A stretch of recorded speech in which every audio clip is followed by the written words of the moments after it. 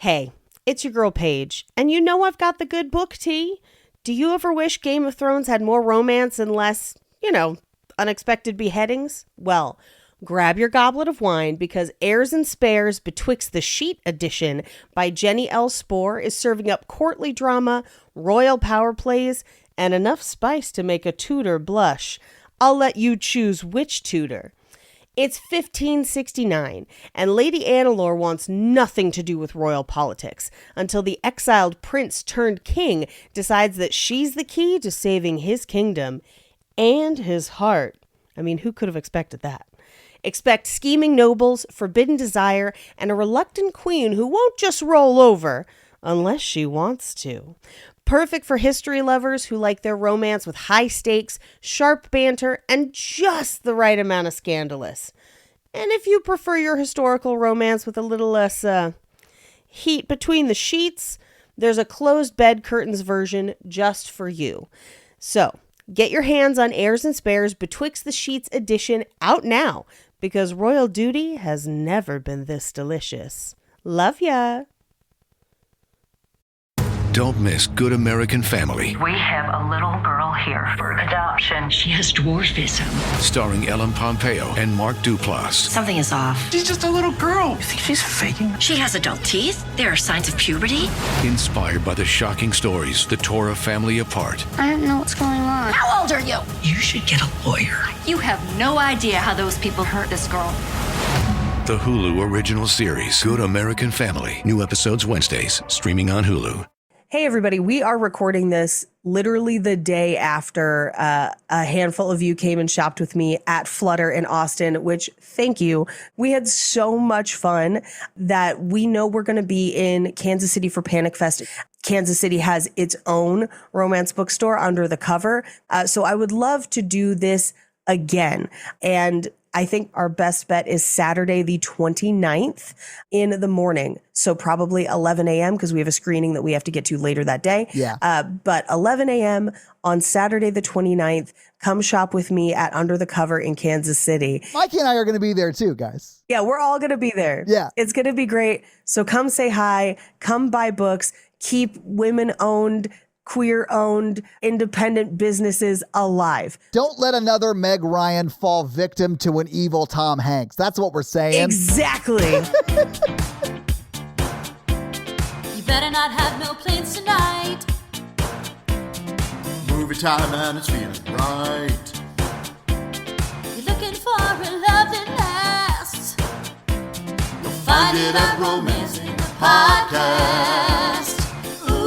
Ooh, baby, you had me at hello. Ooh, I love you. I know. Ooh, baby, you're the wind beneath my wings. Ooh, I'll have what she's having.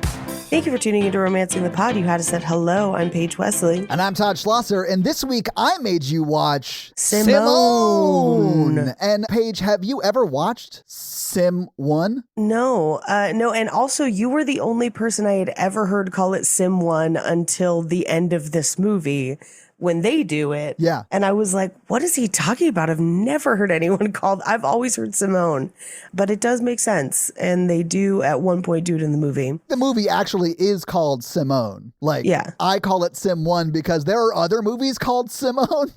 But if you Sure. say S1m0ne, but as Simone, people are like, oh, it's the one that's spelled incorrectly. Right, Yeah. right. That makes sense. sense. But I heard you say, and listen, Paige, I understand why you wish you got those 2 hours back. Right. Had you seen this before? Oh, yeah. I love this movie, Paige. Todd, no. No, Paige, let me tell you. This is fully my version of a Mikey movie. Okay.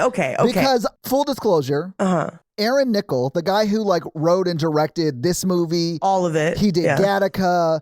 He's done a lot of movies that I like, and I really like his style. Sure. And by that I mean a lot of futuristic topics set in what looks like the past to make it feel very ambiguous throughout time. I really like the vibe of all of that. It's very cool to me because it feels very futuristic mid-century. Sure. You know what I'm okay. saying? It's one of the reasons I thought you might dig the vibe of this movie, but not the movie itself. The reason I like this movie is because Andrew Niccol in 2002 sort of nailed what's happening right now, or got really close to like what's going on right now. But it's not AI technically. They don't call it that. But it is sort of, right? Sort of, yeah. He is still doing the performance of it, which I guess AI would also replace.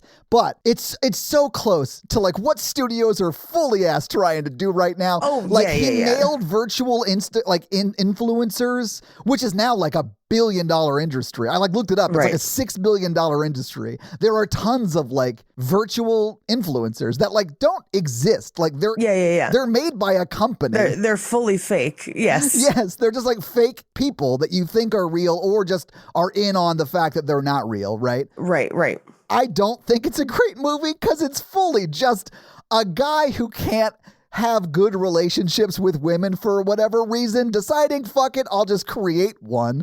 And then he does, and then it gets bigger than him, so he kills it. Like, it's not right. like... He learns nothing. He learns full nothing in this movie. His ex-wife and daughter bail him out at the end. Yeah, and not only bail him out, fully are like, great, let's never pay an actor again. And I'm like, no, what? But she's a studio head. And like, that's... I know they would, and that is realistic. So accurate. Yes. I was like, fuck, I don't think this is a joke in the movie. I think when they made this, they were like, yeah, that's what we would do. And we would be awesome. You know what I'm saying? And then like through 2025 glasses, you're like, oh shit, that is fucking what fucking Sony would do or whatever, you know, whoever it is.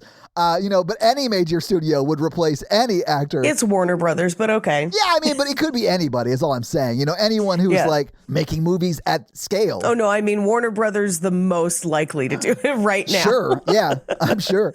But anyway, so I love it for that reason. I also really love what I think is like the perfect comical look at the parasocial relationship that is the guy who runs Echo magazine and Jason Schwartzman, his like henchman. Oh my God, yes. They're great. They're not in this movie enough. They're not, I agree. But they're like your... Rosencrantz and Guildenstern. Rosencrantz and Guildenstern. Yes, that's exactly what I was looking for. Yes, thank you. But 100% that's who they are in this movie. And I agree that they're not there enough. But when they're in the Echo offices, which is really just the inside of like Law and Order's interrogation set, spray painted red, because striking colors are beautiful in this movie. But like when he is yelling at them for like not being able to get a photo of Simone, and he's like, what about on the satellite? And they're like, didn't get anything. And he's like, nothing from space. Like he like loses his mind about it. You give me those pictures of Spider-Man right now. Yeah. It is it is very Spider-Man vibes. Yeah. Yes. Is it Jameson? Is that who it is? J. Jonah Jameson. Yeah, it's very J. Jonah Jameson. But specifically from the Whiplash guy as him. Yeah, from the Raimi Spider-Mans. Yes. Yeah, absolutely. Yeah. Anyway, so like there are many reasons I love this movie, but a lot of them aren't necessarily the movie itself. Right. Because I feel like it's making a lot of the wrong points. 100%. And like, I don't know, man. Like, it's just so prophetic that it makes me like, oh my God, he nailed it. This guy nailed it. He didn't get it in a format that's like really super watchable, but the dude nailed it. Yeah. Oh, it was wild how much they nail of like what is happening today in like the past. I will say, I know they're trying to make it look nostalgic, but it ends up just looking bad. Like the cinematography in this is not great. Like there's a couple moments where I'm like, that's kind of cool. But like there's a whole bunch of it that I'm like, who color corrected this? Like, oh my God. Oh man, I think... Okay, so it depends on what scenes you're talking about, but this is also one of the things I like about it. And I don't know if it's funny to me and like they seriously thought it should look this way. Sure. Or if they were making a joke about like high art cinema. You know what I'm saying? Because every movie you see is like crazy color corrected. So like the first one is like extreme blue tinted, and then Eternity Forever is like super green tinted. I think that was intentional. That's not the parts that I have the biggest issue with. Yeah. I have the biggest issue with them color correcting all of Los Angeles to be goldenrod yellow. And bonkers looking. And that's like just when they're walking around. Like that is like Just in around. the real world. Yeah. Yeah, no, I agree. I also, and like, while I was watching this movie, here's the thing, I know it's meant to be a metaphor for the relationship between creator and creation, Yes. and it's trying to say a lot of things. It's not doing it well, and it's not saying the right things either. It's like both. It's bad on both counts. But you're right. It is the Pygmalion, like Greek myth sort of thing. Yeah. Yes. In fact, they allude to it twice. Like the daughter Is reading Pygmalion. Yeah, the daughter is like doing some research on it, and Simone's film that's directed by Simone is called I Am Pig. I Am Pig. Yes. Yes. Which oddly enough, that cracked me up. That was very funny. I know, it's very funny. Yeah. There are occasional times where Hollywood reacts to her in a way that I find very funny.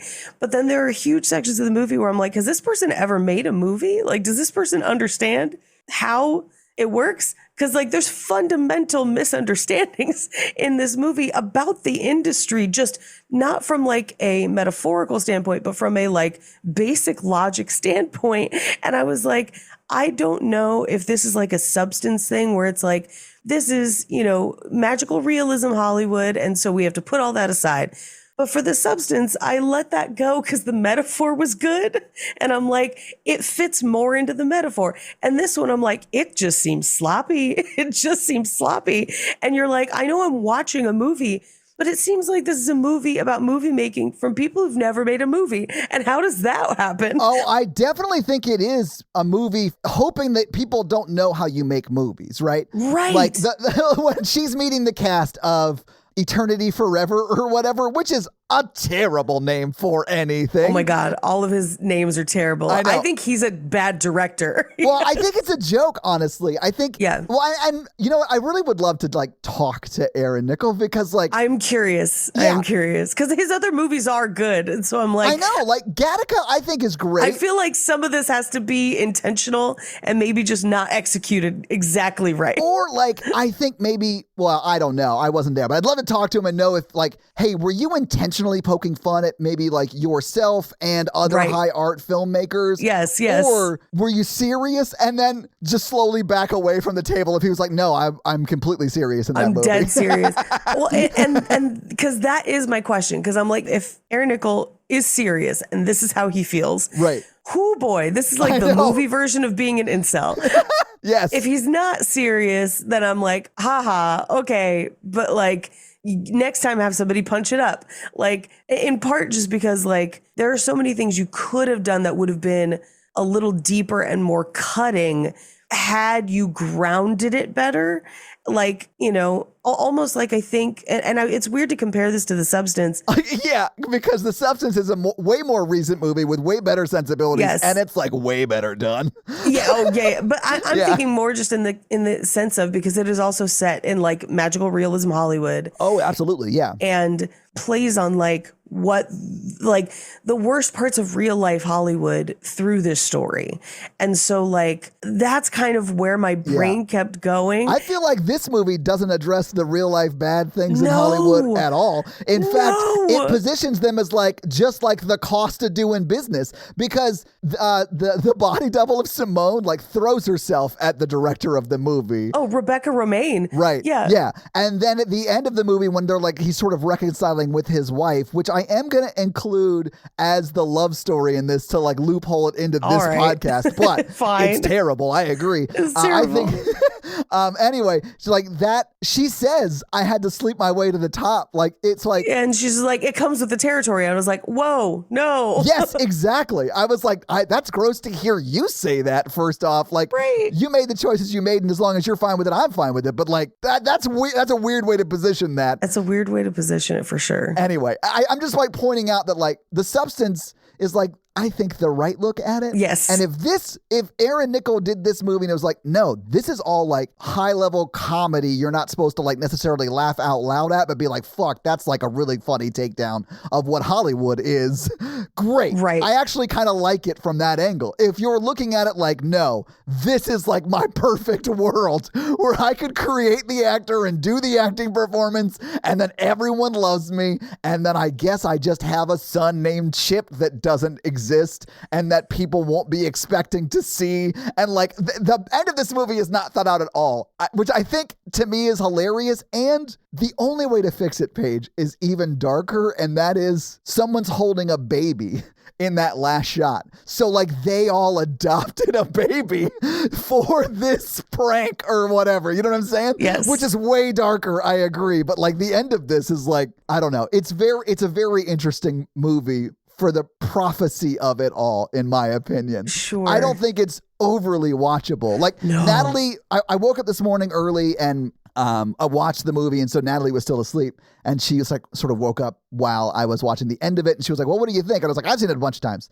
I love it, but it's not like the best movie in the world. And I was like, you should watch it. And she was like, I don't think I will. Yeah, I don't think so. I would say I would like it better for the prophetic and metaphorical beats if the comedy was done better. Because I think if it's supposed to be a comedy, it's not good. It's trying and it's doing bad. And like, I understand why someone would make a comedy like this. And there are some pieces of it that are darkly funny if you work in the industry.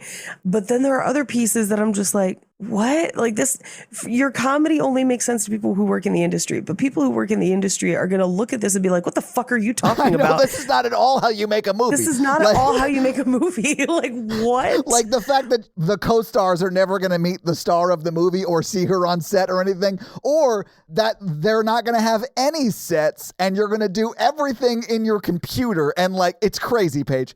I agree. It's not even that. I will point stuff out as we get through it, because there were some where I had notes of like, what first year film school student wrote this, not understanding just the basic logistics. Like, they have a movie come out, like it is in previews, like they're showing it to investors and stuff. And then they go and demand to like talk to Simone, and they're like, where are the sets? And I'm like, not fucking here. The movie's been done for 6 months. I know, what right? are you talking about? Like, what are you talking about? As a studio exec, I don't know how you got into this job without knowing that like clearly outside shots were not done inside Studio 4, ma'am. A studio of which you own. Like, of course you know that. Of course you know that. And not only that, when she's like going through all the like budget and is just like, what about this? What about this? And he's like, don't need it. And she's like, that's fine. I'm like, it's not fine. Insurance would never let you do that. But then at one point he's like, I'm the only one who did this. I built all of this. No one else deserves this. And I'm like, does he think marketing is no work? Because like, here's the thing. As someone who is often at odds with marketing in just general life, I still know it's hard work. Like, I know that a lot goes into it and some people are bad at it, but like movie marketing, that's whole teams. That's like huge. And he's just like, y'all don't know shit. Y'all didn't do anything to make this movie popular. It was just me. And I'm like, what? Like, yeah. This man is what? Like, okay. He's no concept. Paige, I didn't want to get into this immediately, but here's my theory on the movie, and it's not great. Great. And listen, I have no like actual evidence to back this up, but Aaron Nickel had Gattaca. Yeah. It was his first movie. Yeah. It came out. It was like written, directed, I think produced by him. Like the dude was the creative force behind it. It was his first one. It was super well received and did very well. Everyone loves Gattaca. Yeah. Yes. I wonder if the sudden stardom and like, oh my God, he's the it guy in Hollywood, everyone's got to work with him, made him like hyper focus on what it's like, how awesome I am as a director and creator and how everyone should worship me. And then he wrote that into a movie, because that very much is the point of view of the movie. And that's why I don't love it from that aspect. Yeah. I love the prophetic nature of it. But anyway, I agree. It is really gross. It's the director like standing on the backs of the actors who actually did the performance saying, you owe me everything. And I'm not saying the director doesn't have some like credit to have, like they are the creator of it, or I mean, the director isn't always, but the writer and director share a lot of it, right? In this case where he's writing and directing it. Yeah. Yeah, the writer is the guy who created it, a person who created it, and the director is the guy who brought that story to life, and the actors are the ones that gave the performance. Like, everyone deserves credit in that. Everyone has a piece of it. Yes. And here's the thing, because like, as a person who writes and has directed and stuff in the past, I get it. Because actors can be the most frustrating people on earth. I understand. I really do. But like, part of that is you picking the right actors and having the right relationship. Does the studio system get in the way of that? 100,000,000%. I get it. So like when he's making some of those like speeches, I'm like, I understand where you're coming from, guy, but like you got to collaborate. That is what this art form is.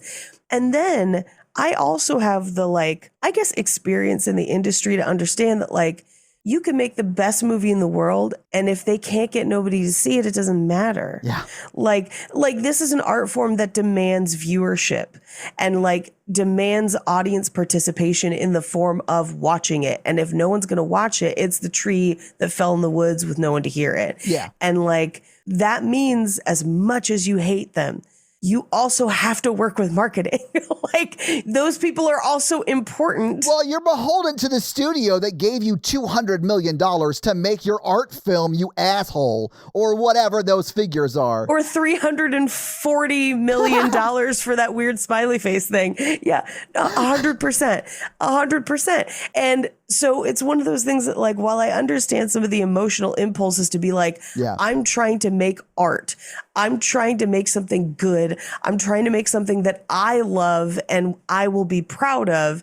But all these other people are getting in my way. And it's like, well, yeah, when you have your own $200 million, you can make whatever you want. But like, until you do, you kind of have to work with other people. And collaboration can always be good. Like iron sharpens iron, where like I've talked about it a little bit. I'm in like a hardcore notes and revision process on my pilot, and it was really good. It like won some awards and stuff. And then it got notes from like a studio, and I accepted their notes and wrote to it. And I was like frustrated and working on the draft and whatever. But then I sent it back out to readers who had like read the first one that won awards and shit.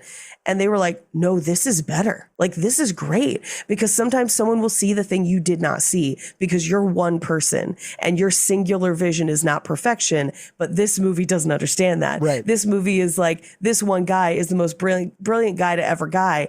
And like within the movie, I'm like, I think he might be a bad director, but it does bring up really good questions of like, because S1m0ne is there. Like, she's not giving a brilliant performance. She's just there.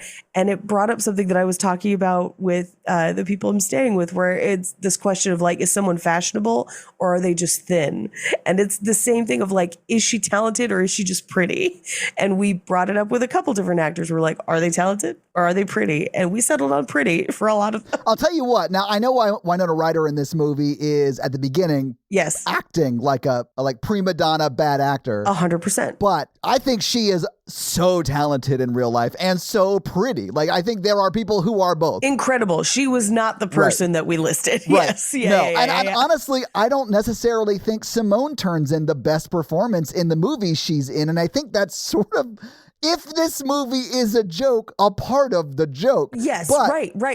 I don't know if it's a joke. Exactly. That's where I'm at, where I'm like, if this is capital S satire, right, then yes, that is a joke. I think you need it to be punchier. I think you need it to cut harder. I think you need it to be the Rosencrantz and Guildenstern are dead of this like movie, right? Like right. Just following those two characters around the whole time. Well, and I mean, we'll get into it as we talk about it, because there are so many points where I'm like, people would look. Yeah. People would look, especially parasocial fans. You know, I think there's no way this happens now. But zero. I do love that they like look at that parasocial relationship, because Max, and his character in the movie is Max. I don't remember what Jason Schwartzman's character name is, but Milton, because he introduces himself later. Max and Milton. Oh my God. Okay. So yeah, Max and Milton in this, I think, are a great sort of stand-in for that, even though they're just paparazzi really. Mm-hmm. But like, Max is fully in love with S1m0ne. Right. And has never met her.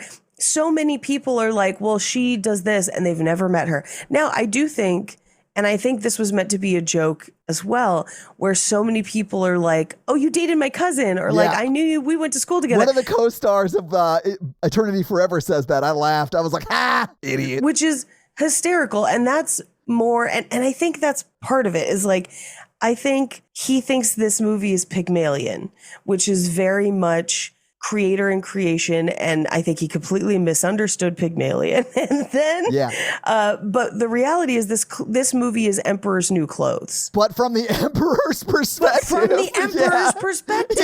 And the Emperor's New Clothes of it all is very funny. But because it's from the Emperor's perspective, you're like, none of this is landing really. Like, some of it is funny if you're in the industry and you have met people who have done some of the more ridiculous things in this movie. But if you're in the industry, you also know that how impossible all of this is. Oh, yeah. And that it would never happen. And even just the basics of like how movies get made is wrong in this movie. Or that they're having press conferences outside the one like studio hangar. And I'm like, did they only have money for that studio hangar? Like, were they like, you could have the walkway between the sound stages, but only for 4 hours. You have clearance on the Warner lot for 1 day, and that's it. I was like, why are we doing this? Like, why is all of this here? Like, press conferences happen a billion other places. And also the entertainment industry, like movies, don't usually do press conferences. That's a politics thing. Yeah. Like, we do press releases. And so it's like, it's just extra weird. It's like, this person doesn't know, like, what is happening? Anyway, that's where I'm at. I think we're going to have a blast talking about it because it's bonkers. Oh, yeah, I think we will. Paige, I'm also just going to reveal something that I normally save till the end, but like, they definitely had enough budget. I won't tell you how much it was, but they definitely had enough budget to do more than just that. Yeah. There were so many things that I'm like, I know that's expensive, so why does the rest of this look so bad? Like, why is the rest of this filmed like people who had a backlot for 2 days and had to film everything on that backlot? Yeah. I was like, what is happening? But Paige, I mean, he called Tupac at Coachella legit 10 years before that happened. Oh my God, that blew my fucking mind. Because that one, I'm like, that really is prophetic. Yeah. Like, you nailed that. It was literally 10 years later. I think it was 2012. Someone will have to check me on that, but I think it was 2012 at Coachella. Yeah. Which is fully 10 years after this movie. It was so wild. And the thing that literally blew my mind was that no one noticed. And I'm like, she's blue. Like, guys, how are you not seeing this? She's blue.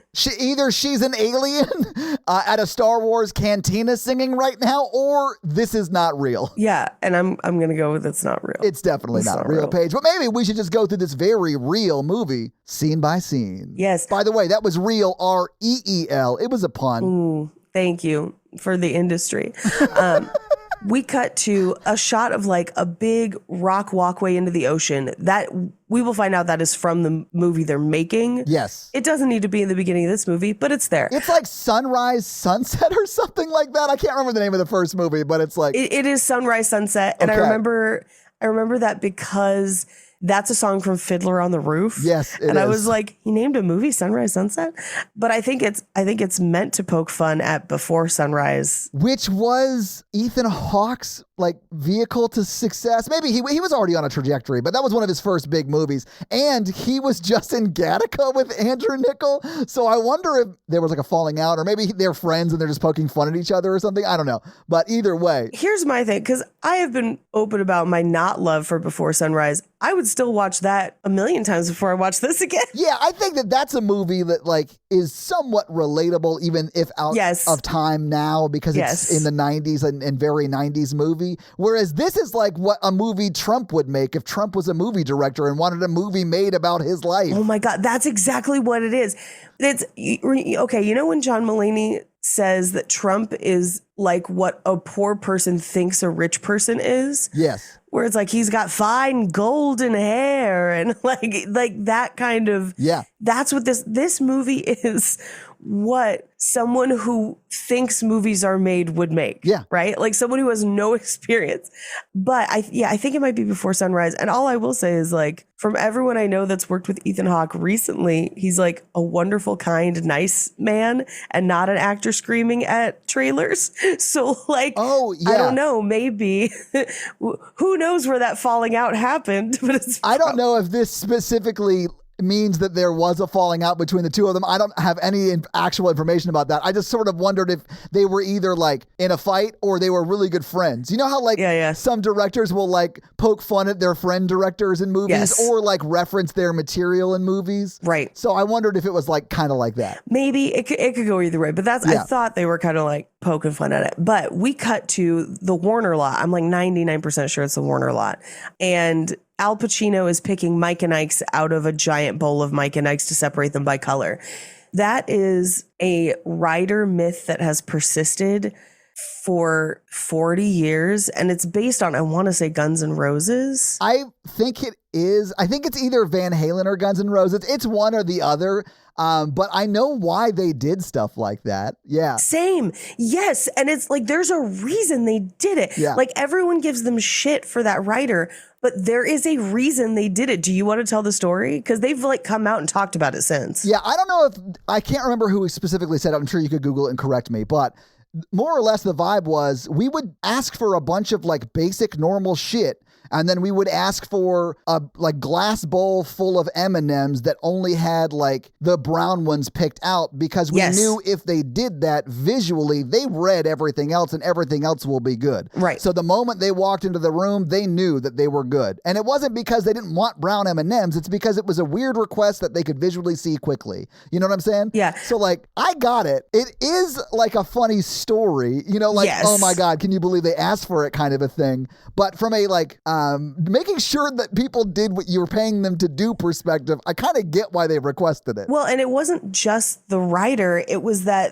because in that same writer was all of their like pyrotechnics and like tech requirements. And they're like, we need those to work. Like those are safety things. And if somebody paid enough attention to do the brown M&Ms, we're probably not going to accidentally step on a firework. Like that's why they did it. Yeah. Which like, I feel like there's a lot of different ways to do that. But I, like hearing that version of it, I'm like, oh, I get it. I get it. Yeah. You know, and like, there's almost always a reason behind something on somebody's writer. And yes, they get extreme, like the ones that are like, no eye contact. Like that's nuts. But like, yeah, I did once watch the lead singer for Tantric walk into the back, like green room of a club we were playing at, yelling about how he didn't get his, quote, goddamn tuna fish sandwich, and that made me laugh.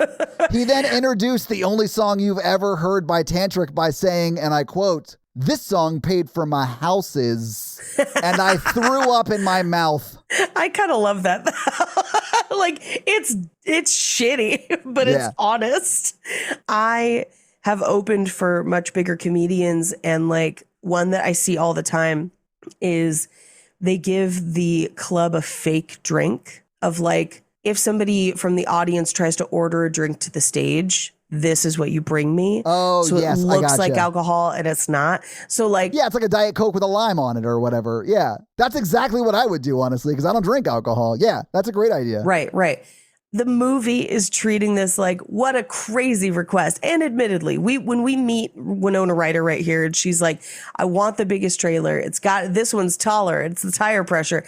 That's crazy. That's diva behavior. Yeah, he's literally letting the air out of the tire with his pen. Like, it is crazy. But I mean, like, she is over the top. I mean, when we cut to the next scene and they're watching the dailies and they're like, you can barely tell she's reading cue cards. Like, it's clear like she's phoning it in. Like, she is a famous actress who was like a prima donna and she's phoning it in because she's going to make $20 million just for being on screen. Right. She's going to do the minimum and make the most. And it's like the most like entitled, privileged bullshit kind of thing, right? Right. So like it immediately tries to get you on Al Pacino's side, even though in my view of this movie, he's the villain. Yes. So like, yeah. But it's definitely trying to like, oh, this guy is just like doing whatever he can to make his art dream come true with this movie. And if that includes throwing cherry Mike and Ike's in his pockets, then that's what he's going to do because he'll do whatever he can to make his actor happy.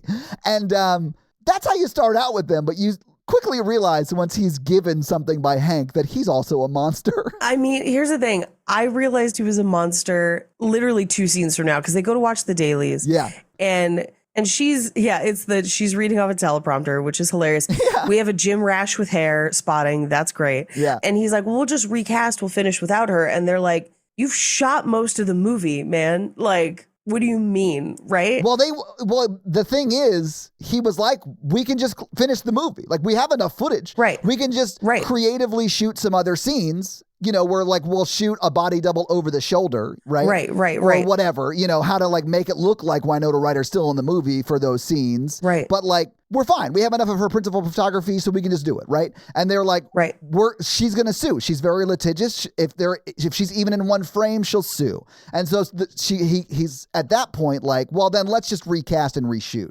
And they're like, no. Because that would be incredibly expensive at this point. Yeah, right. No, that's millions of dollars. Right. It's not like Eric Schultz isn't working out, so we're going to get this unknown guy who's on Family Ties to come in and do Back to the Future. You know what I'm saying? Because they'd only shot like 3 days or whatever with Eric, right? Or like Aliens, where they replaced Hicks 2 days in, where it's like, but even that one caused problems because they had already struck a set. So like that kind of stuff. And he's like, no, and in my opinion, shitty though it is, and shitty though that like Winona Ryder is really kind of ruining the movie for everyone else in it. That is the reality, and that does happen. Yeah. I also felt like he was being kind of unrealistic with what he expected the studio to do about it. Yes, he was. Yes. He was like, I don't know how much the movie budget was, but let's just say it was $20 million for the movie he's making. Right. He was just like, I realize you just gave me $20 million and now we can't do anything with it. Right. Give me 15 million more or whatever so I can redo it. Yeah. No. And at that point I was like, if he had been like, can we go to mediation with her? Can we do like something? But no. And then so Catherine Keener takes him out to a different part of the back lot to kind of talk it out. And we do find out that they're exes here. Well, yeah, they have a child together. I don't know. I guess they are married. She does say, I'm your ex-wife. Were married, yes.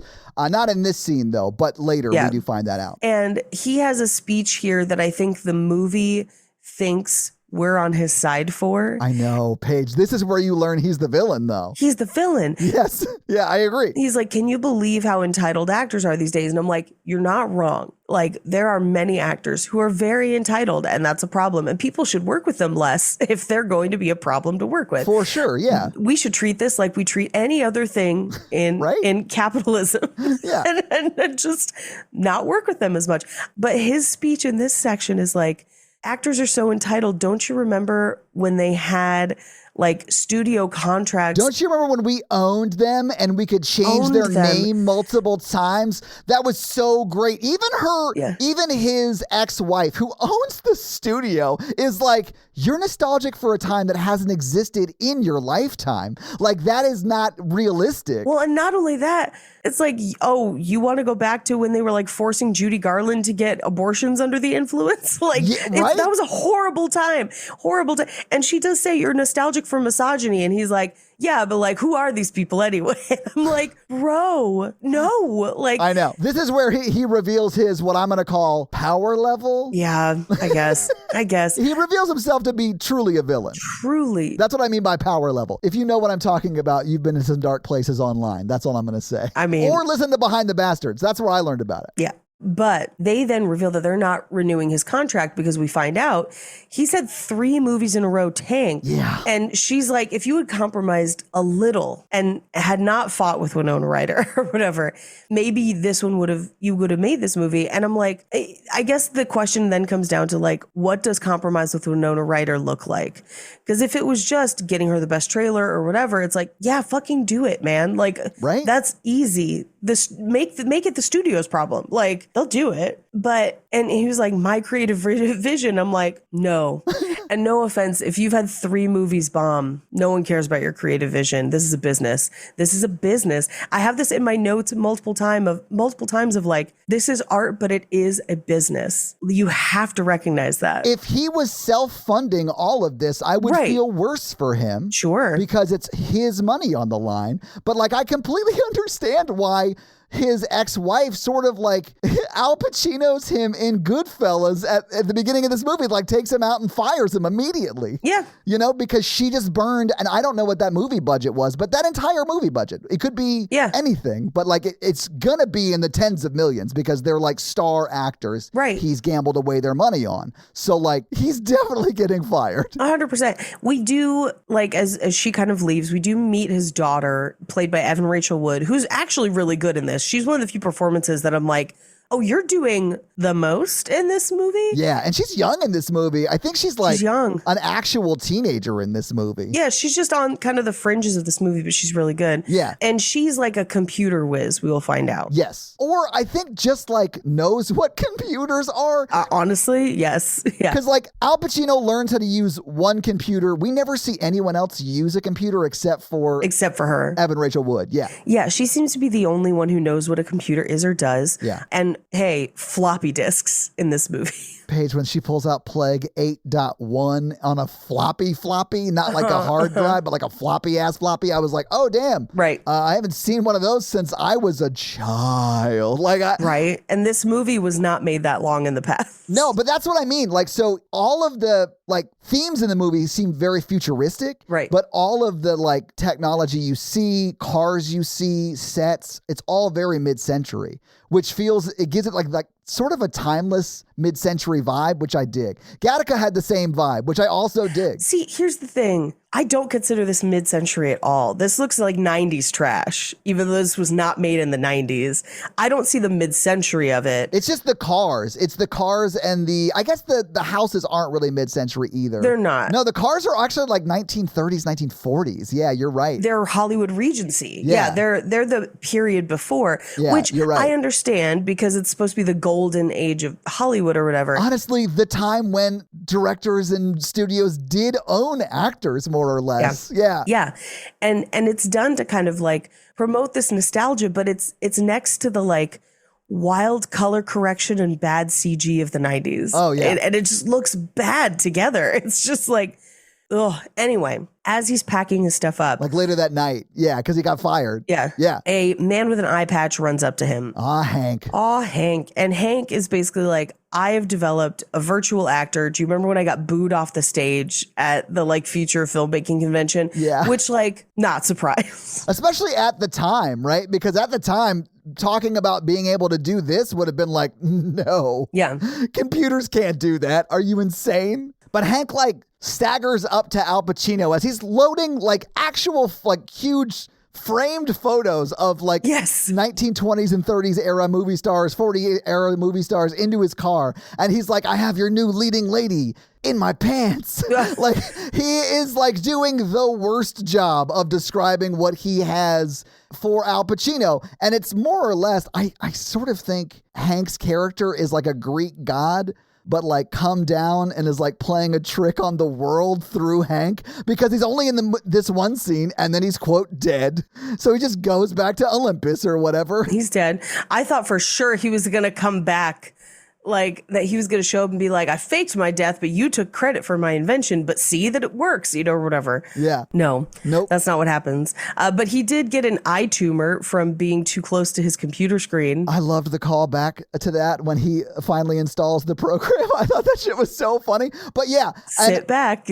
And he's like, hey, Hank, I'll call you next week. We can talk about all this. I've had a bit of a day. I'm going to go. And Hank is like, I won't be here next week. I have an eye tumor for sitting too close to a computer screen, which I do literally every day of my life. And I don't think that can happen. Me I mean, either. maybe I'm wrong, but hopefully you are. I really hope you are. Well, he was like, from the microwaves. I was like, I don't think. How does your screen work?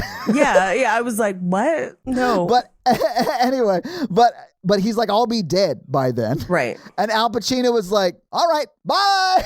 Just drives the fuck away. Just gone out of like, all right, have fun being dead. Paige, are you ready to optimize your nutrition this year?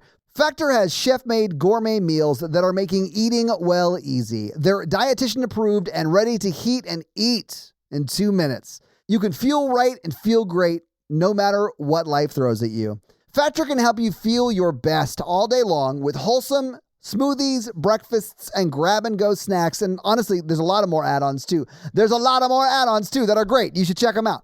They're pretty great. They have like 40 options across I think it's 8 dietary preferences. Don't fact check me on that. It's something like that, though. But you can check on their menu each week. It's easy to pick meals tailored to your goals because you can choose from things like Calorie Smart or Keto, or I think they have a Protein Plus one, too.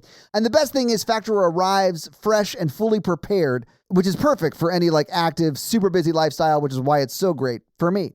So eat smart with Factor by getting started at factormeals.com/factorpodcast and use code FACTORPODCAST to get 50% off your first box plus free shipping. That's like half off your first box and free shipping, guys. That's code FACTORPODCAST at factormeals.com/factorpodcast to get 50% off plus free shipping off your first box. Do it. You ever watch rom-coms and think, wait a minute, this guy's actually a full-blown villain? Take Love Actually. We've seen the scene where Andrew Lincoln shows up at Keira Knightley's door with cue cards professing his love, even though she literally married his best friend yesterday. But let's rewind a bit. How did he get all that secretly recorded footage of her face? Was that a wedding highlight reel or a surveillance operation? If Keira Knightley had NordVPN, she could have protected her online privacy, avoided unwanted cyberstalking, and maybe even put a little password protection on her wedding footage. Because seriously, how did he even get that? Oh wait, he was the videographer. That's what it is. Either way, that's why NordVPN is the real MVP of the modern romance. Here's the deal. NordVPN encrypts your internet connection so no one, not hackers, not your internet provider, and definitely not your husband's weirdly intense friend, can snoop on what you're doing online. And with 7,100 plus servers in 118 countries, you can change your virtual location with a single click, which means yes, you can finally watch that obscure rom-com movie that only seems to be available on BritBox or whatever. And here's where it gets even better. One NordVPN account protects up to 10 devices. So whether you're scrolling through dating app horror stories, streaming rom-coms, or panic searching, what are the legal consequences of confessing your love via cue cards to a married woman? NordVPN's got you covered. So do yourself a favor. Go to nordvpn.com/romancingthepod and use the promo code romancingthepod, all one word, for an exclusive deal. That's nordvpn.com/romancingthepod to protect your data, to unlock your content, and stay safe from creepy dudes with signs on the street. We cut to a week or so, maybe 2 weeks later, where he's trying to self-fund the movie at this point. Yeah. Or self-fund the completion of the movie, but no actresses will work with him, including an actress who hasn't done anything. Right. Which that was I was like, this would never happen. There would never not be an actress. There's an actress in the room. There's always somebody willing to do it. Yeah. Because who knows? It could be, it's on their reel, or it could do well. And so first of all, the amount of headshots all over his floor, hysterical. I know. But also this element of no one is willing, no credits is worse than a Taransky credit. Right. That's literally what someone says to him. Yeah. But how many M. Night Shyamalan movies have done bad? 7? And people still do them. So anyway, he's looking at all those headshots. He's dodging creditors, and somebody shows up to the house. It turns out to be the guy executing Hank's will, and he gives him a hard drive. Yeah. Now, hang on one second. When you say he's dodging creditors, he thinks the guy delivering this hard drive is a creditor. Correct. So he runs out the back of his beach house, guys, and hops the fence like an old man, and then jumps down again like an old man and runs down the beach. These are 3 things you should not have Al Pacino doing at this age in a movie. That's all I'm going to say. no, I also thought it was bonkers, and I mean full-blown bonkers, and I know he still does this a little bit to this day, that they dyed his hair jet black, no gray. Page, yeah. I loved it. I was like, oh, this guy is really clinging. He's clinging so hard. Clinging. Yeah. Because and here's the thing, Al Pacino's an old man. He has a large body of work. He's been famous for a long time. Yes. And here's the thing, he's a director who's got multiple movies under his belt. It ages you, man. It's like when people go in to be president and come out looking 12 years older. Oh, it's yeah. like that. Yeah. And he's just like, no, jet black hair, nothing's wrong. Right. Bonkers. I mean, he was born in 1940. Right. So right, he was right. how old was he in 2002? That's 62. Right. Yeah. Stop dyeing your hair. I mean, I am not 62 and I'm like salt and peppery and I'm not dyeing my hair. Yeah. I think I would look weird with like jet brown hair like it used to be when I was growing up. Yeah. It would be weird. It'd be nuts. Yeah. Jake just turned 40 and he's salt and peppery. Yeah. And he's always like, oh, the gray. And I'm like, I like it. Like, it looks natural. Like, it doesn't look weird. I hate it, but Natalie tells me she loves it. So like, that's all I care about, really. Yeah. Anyway, so he gets this hard drive. Yeah. And then we cut immediately to him screening Sunrise Sunset, starring S1m0ne. Well, it's like 9 months later, which I actually sort of appreciated because it doesn't force us to watch a 62-year-old Al Pacino learn how to use a computer, how to install a program, and then how to use a mouse. A highly sophisticated program, yes. Right? So like I was like, oh, thank God. We skipped the 3 months of, I'm sorry, where's the turn on button? How do I, and just him yelling, computer, load hard drive program, simulation 1 or whatever. Like we skip all that shit. We do. I still think it's insane that he did that. Like it's impossible. And the way that S1m0ne works definitely serves the metaphor, not any kind of reality. Oh, absolutely. I think, yeah. 100%. Yeah. Mm-hmm. So he screens this movie and everyone's like, oh my God, she's amazing. This movie looks bad. She looks bad in it. It's not good. But everyone's falling over themselves and they're all excited. They're like, oh, we want to meet her. And he's like, she's a recluse. So don't worry about it. Like, and then he goes basically back to he's got like a sound stage where he's just got a computer in the middle of the room. Right. And no one has bothered to look in there or check. He's like, no one is allowed to go in here. And I'm like, this would never happen. This would never happen. Right? This is impossible. I did think, okay, so you said she looks bad. We should say, like, she's gorgeous. Yeah. So, but I mean, it's Rachel Roberts, who is like a model. She is a model. Yeah. It looks superimposed over Winona Ryder's body and it looks obvious. That is why, that's what you mean by it looks bad. Yes. And I love that when he's screening it and then he goes to the bathroom and then the 2 guys or 3 guys maybe walk in and they're like, man, so fake, right? And he thinks they're talking about the way that S1m0ne looks. And I think at the time they would have been like, I mean, it would have been like great CGI for the time, I guess is my point. But now you're like, no, they're definitely talking about S1m0ne because she looks fake as hell. Right. Yeah. But they're like, yeah, that backdrop or whatever. And they're like, but S1m0ne, she was incredible. She was gorgeous, like whatever. And so he's like, perfect.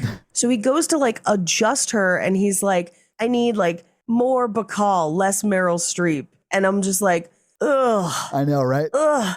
Because it has commodified women down to their expressions that he's just build-a-bearing them together. Yes. And I have been butting up against this recently with some stuff where I feel like some people really romanticize old things because they're old and don't acknowledge that new things can be good, right? Sure. So when he's just like, gross, Meryl Streep, I'm like, Meryl is a talent. Like, how dare you? I know Mamma Mia is bad, but like, we don't talk about Meryl Streep that bad that way. And he's just like, no, Bacall instead. And I'm like, look, I have watched many Lauren Bacall movies. She's great. I think there are actors that are way better.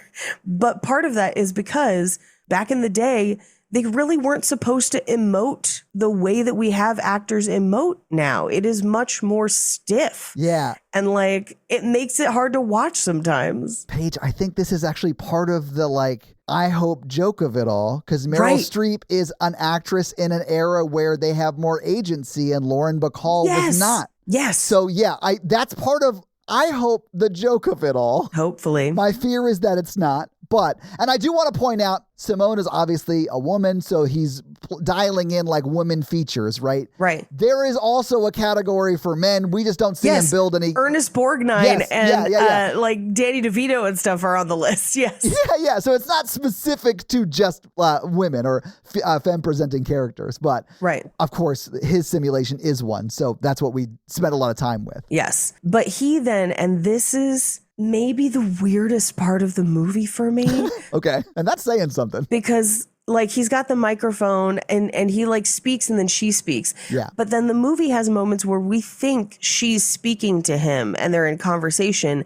And then at one point reveals, no, he's speaking all of it. She has no agency. Exactly. She never gains sentience. He's just speaking to himself. And the longer he does it, the more girly kind of his voice gets. And it's just weird.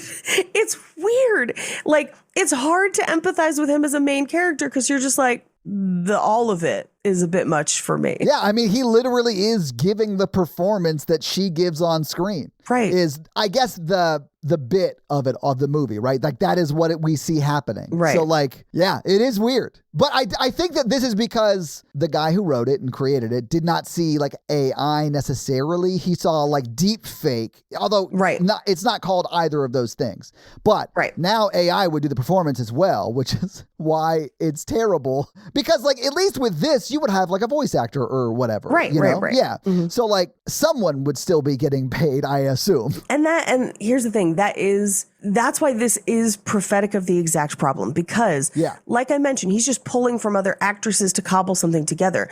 That is how AI would work today, by stealing the images of real people who have done real work. That's how it works today. Like, it is a plagiarism machine. Yeah. And so, like, the idea that the studios are super excited about it, it's so they don't have to pay people. They can get the work of people who have done the work in the past and have built a body of work, have trained, have cultivated skills, and they can just have it for free without crediting or paying that person at all, and making people expendable.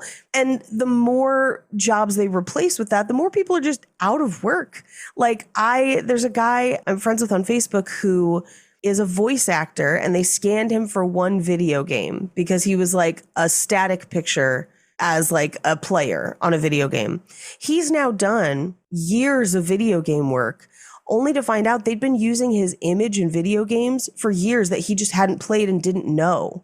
That he was just like walking around in a bunch of other video games he'd never been paid for. That's wild. And like had no idea it was happening, and like hadn't worked on them, was never credited, never had a contract with those people. I'm sure was never paid. Never paid. Not a cent. Didn't even know it existed till other people were like, I didn't know you worked on this. And he's like, I didn't. And so he then, as kind of the strikes were happening in the last year, he got a position on the board of the guild to basically be like, fuck them. Yeah. And now I'm going to legally make sure this never happens to anybody again, because like, he's not rich. He's not Winona Ryder, right? Right. He's just a dude around living in an apartment because he'll never afford to own a house. But these companies did house levels of work with his face that he was never compensated for. So like, it doesn't quite understand what AI would become, but it understands the problem of it, of just stealing,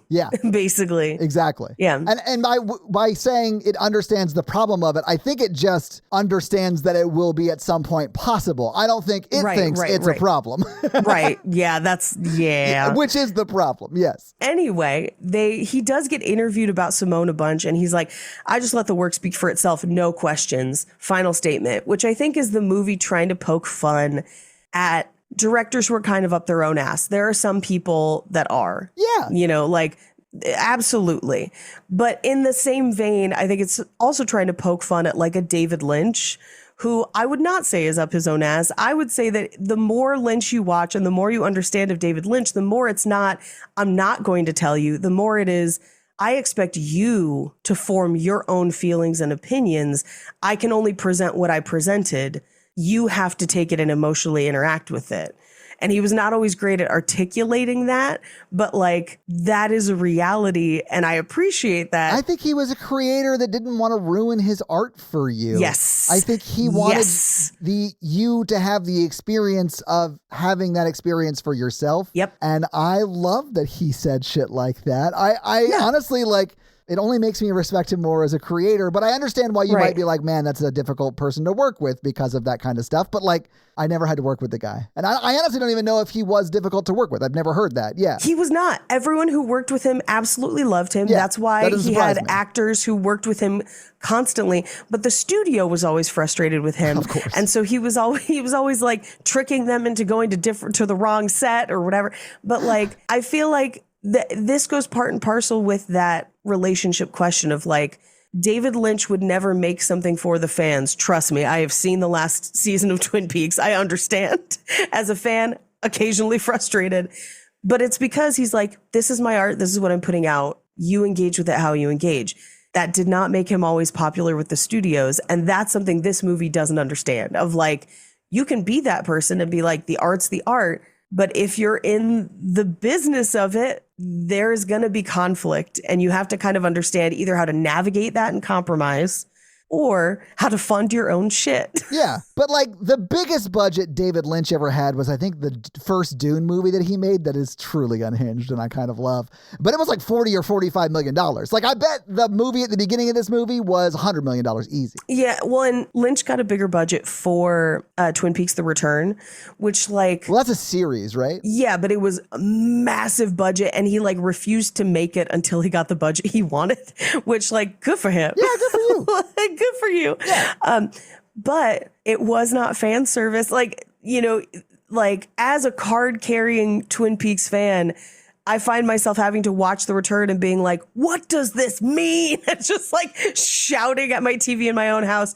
I feel like that's who the character thinks he is in this movie.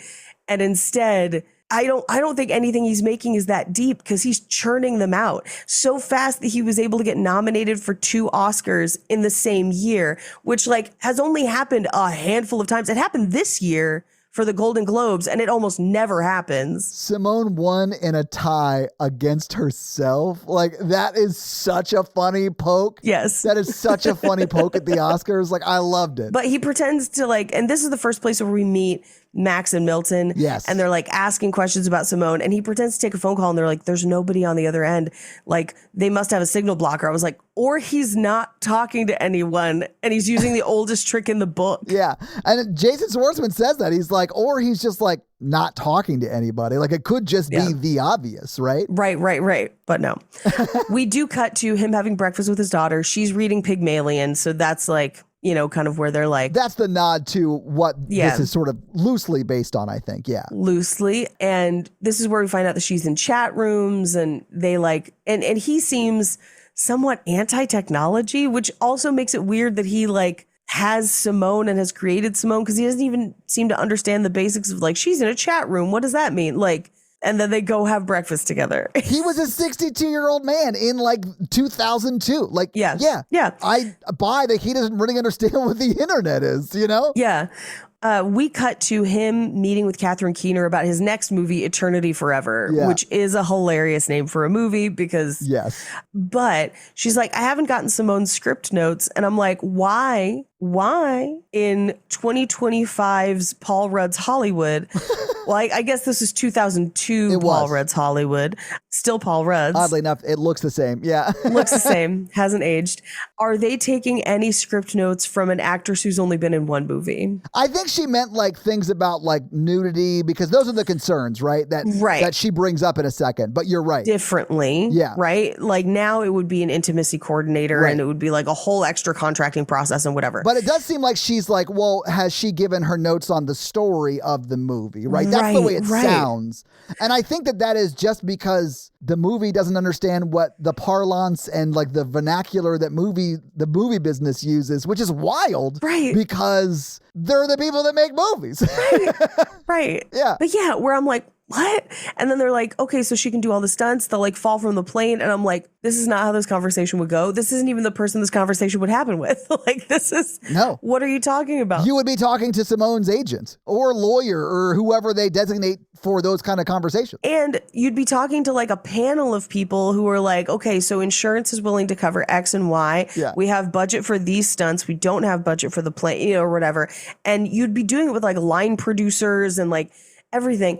And to not have a stunt woman while stunts are happening, don't happen. That don't happen. Yeah, and you would think that they would do like, oh, for safety reasons, we're just going to green screen that. So we'll have a camera guy jump out the back of a plane or whatever and film what it would look like. And then we'll just green screen her in for that. Right. And insurance would be like, oh, fuck, great. That's great. Because what the studio head says, his ex-wife is like, Great. She's going to do the jump. Great. Just do it on the last day of shooting. Like, just in case, make sure you save it to the end. Yeah, which just in case she dies. Well, but also I'm like, any movie that has stunts like that, even if somebody's like, I'll do my own stunts, they have a stunt person just in case. Just in case it's more dangerous, just in case they need to set the lighting and stuff before they have the famous person do it. Like, there's always someone, like, and there's stand-ins. We meet her stand-in in a bit, but for him to be like, yeah, she doesn't need a stand-in, I'm like, there's always, even on movies where you don't think, and it's for reasons that you wouldn't think, because like, I think everyone equates stunt person or stand-in with like something too difficult or dangerous for an actor to do. But a lot of times it's like the actor's still in makeup or the actor's still filming somewhere else. Yes. But we have to set up the cameras and the lights. So we need somebody to be standing there so we know how to light them. Yeah. That's what they're for. Like, honestly, the stand-ins work with a cinematography sort of team more than they work with the actor. 100%. Yeah. Yeah. And sometimes they don't even look like them. It's just they're the right height and the right like skin tone. Yeah. Yeah, exactly. Yeah. Anyway, at this point, Catherine Keener's like, you got to be careful because like I feel like, you know, she's getting famous and you're getting this 3-movie deal off of that 1 movie of like, you know, like don't let her take advantage of you. I'm like, she's been in 1 movie. 1. Yeah. I mean, but she has become this huge like sensation worldwide already. Which is impossible, but sure. Yeah, I know. But off the back of that 1 movie, like we got to live in the world that we're living in, you know, like the movie takes place in. So yes.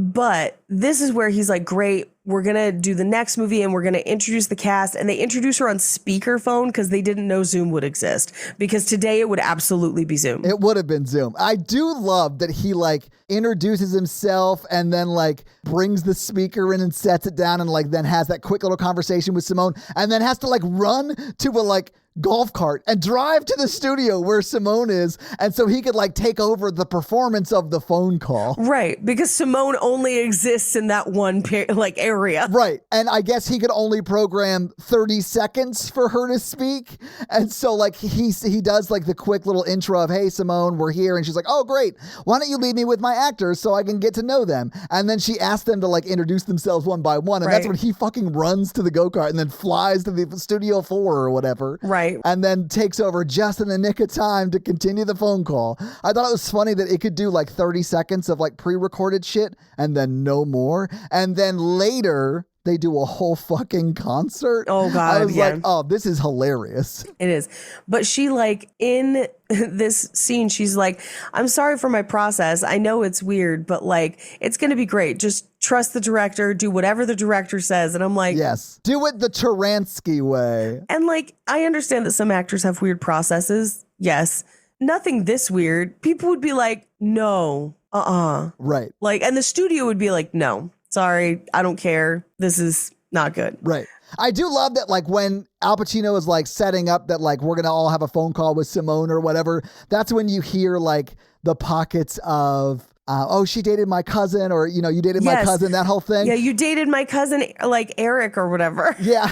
And I really loved, what's his name? Oh, it's Jay Moore in the movie when he's, like, talking about the sex scene that he's supposed to have with Simone in the movie. And he's like, oh, how are we going to do the sex scene? And Al Pacino's like, body double. And he goes, oh, for her? And he goes, no, for you. Yeah.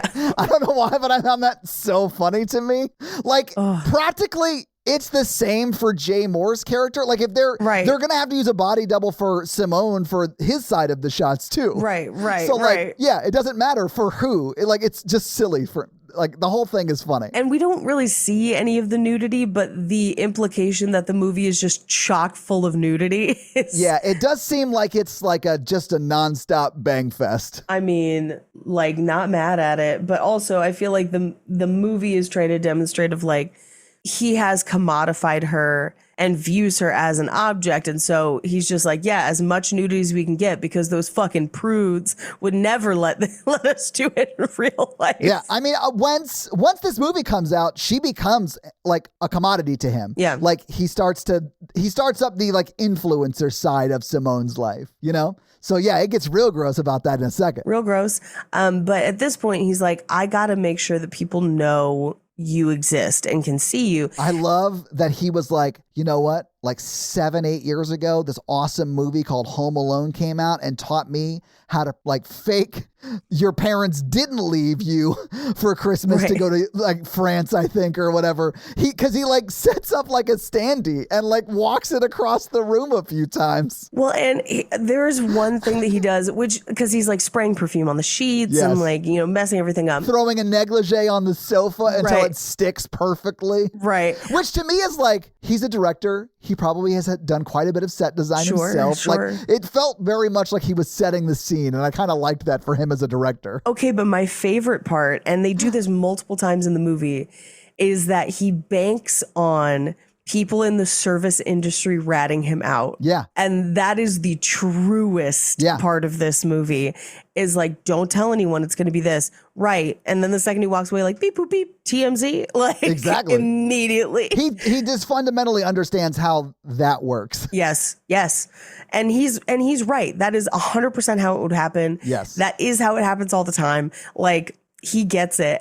But it just cracks me up every time he's like, don't tell anyone. And then walks away from a concierge, a waiter, an admin assistant. And immediately they're just like, click, hello. Yeah. Echo Magazine? Yes. Give me Max and Maximilian or whatever the Jason Schwartz. Milton. Yeah. Give me Max and Milton or whatever. It honestly, like, it made me laugh every time. That's one of the few things that I was like, this is a joke, and clearly a joke, and a joke done well. And the rest of this movie is just too murky around it. Yeah. But so he uses her body double to get her to basically, like, with a coat over her head into the car. Yeah. Which is one of my favorite Hollywood blind items all the time, is who's using body doubles to, like, enter and exit secretly. I love that that's your favorite, like, blind item. That's fun to me. Can I tell you the craziest one that people, like, reviewed security footage for? Taylor Swift, super famous, obviously. Right. Cannot go anywhere without people mobbing her. There is a blind item because she travels with this one very large duffel bag, like a golf bag, like a big bag. And people think that she's being taken in and out of hotels in the bag, and that the person actually leaving, coming and going is a double. Do you see why it's my favorite now? Isn't that great? That's hilarious. I love it. Yeah. I mean, I don't believe that for a second, but I so badly want it to be true. Here's the thing. It's a big bag. It could happen. People have done that, right? Like, yeah, but most of the people who leave in bags from hotels are dead. Usually dead. Yeah. Usually dead.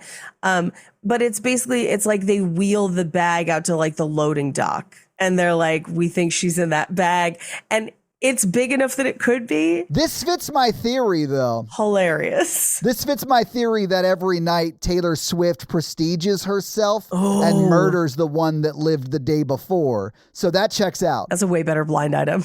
Yeah, let's go ahead and submit this as a blind item. Did you not realize she travels with a Tesla coil page? It's just like we call Taylor Swift, quote, prestiges herself every night.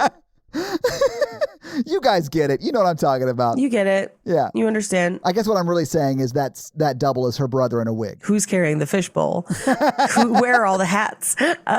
Natalie's actually acted with Taylor Swift's brother because they live here in town. Yeah. Like. Oh, I forgot she had a brother. Yeah. I thought we were just still in the Prestige, but no. It was really wild when she cut his finger off for, like, no reason. That's actually what got me to, like, mention the brother, because I was like, well, I mean, Christian Bale's character had a brother that was a twin. It's fine. We can make it work. It's fine. Yeah. Anyway, he gets the body double into the car. Who? You mentioned her name earlier, but it's like a famous actress now too. It's Rebecca Romaine, isn't it? Or am I crazy? I don't know if that's how you say her last name, but it's Romijn. Yeah, Rebecca Romaine. Yeah. Okay. Yeah, she was Mystique in X-Men. Yes, she was Mystique in X-Men. Yeah, Rebecca Romaine. At one point, and possibly when this movie came out, she was Rebecca Romaine Stamos. Yes, yeah. I honestly don't know how she's billed in this movie, but hang on, I'll check. I think she's Rebecca Romaine now. It is just Rebecca Romaine at this point, yeah. Anyway, Al Pacino was like, to sell it, we got to go back to my place because they're probably following us. Wink, wink, nudge, nudge, get in the golf bag. She does sort of say, I am strangely attracted to you, which to me is like, I mean, I get it. I get why you might put yourself in that situation because you're like, I could sleep with that guy but like, I'm not judging you for it, I guess is my point. I hate that this exists in the movie. And I'm glad that he like, when it gets weird, he's like, I can't. Let's not do this. If she may be strangely attracted to him. Sure. I don't know. We've all got to hear me out. Yeah. Like, you know, it's fine. I know a lot of women who are not, they're pretty far from Al Pacino's age that back at this time would have been like, I don't know, I'd give him the push because like it's Al Pacino and you're like, respect him and he's like great or whatever, you know? I get it. Yeah, I mean, Al Pacino is not one of my hear me outs, but like we've all got him. He's not one of my hear me outs either. By the way, Paige, a nice bouquet of hear me outs, it's my favorite. The best. It smells so good. It's just like a bunch of like stems with a picture holder on it, and it's just like all Benedict Cumberbatches. Benedict Cumberbatch, Idris Elba, and like a bunch of other like. No, Idris Elba is just hot. You don't have to. That's not a very long hear me out. That's like a hear me out, Idris Elba. Yes, that makes sense. Yes, but I get the Benedict Cumberbatch because you're like, I don't know, man. He cannot say the word penguin, and it's weird. Penguin. That video's hilarious. I don't know why. It makes me laugh every time. I do think the lists of hear me outs are so funny sometimes because they're just like, hear me out, Brad Pitt. I'm like, no one needs to hear you out for that.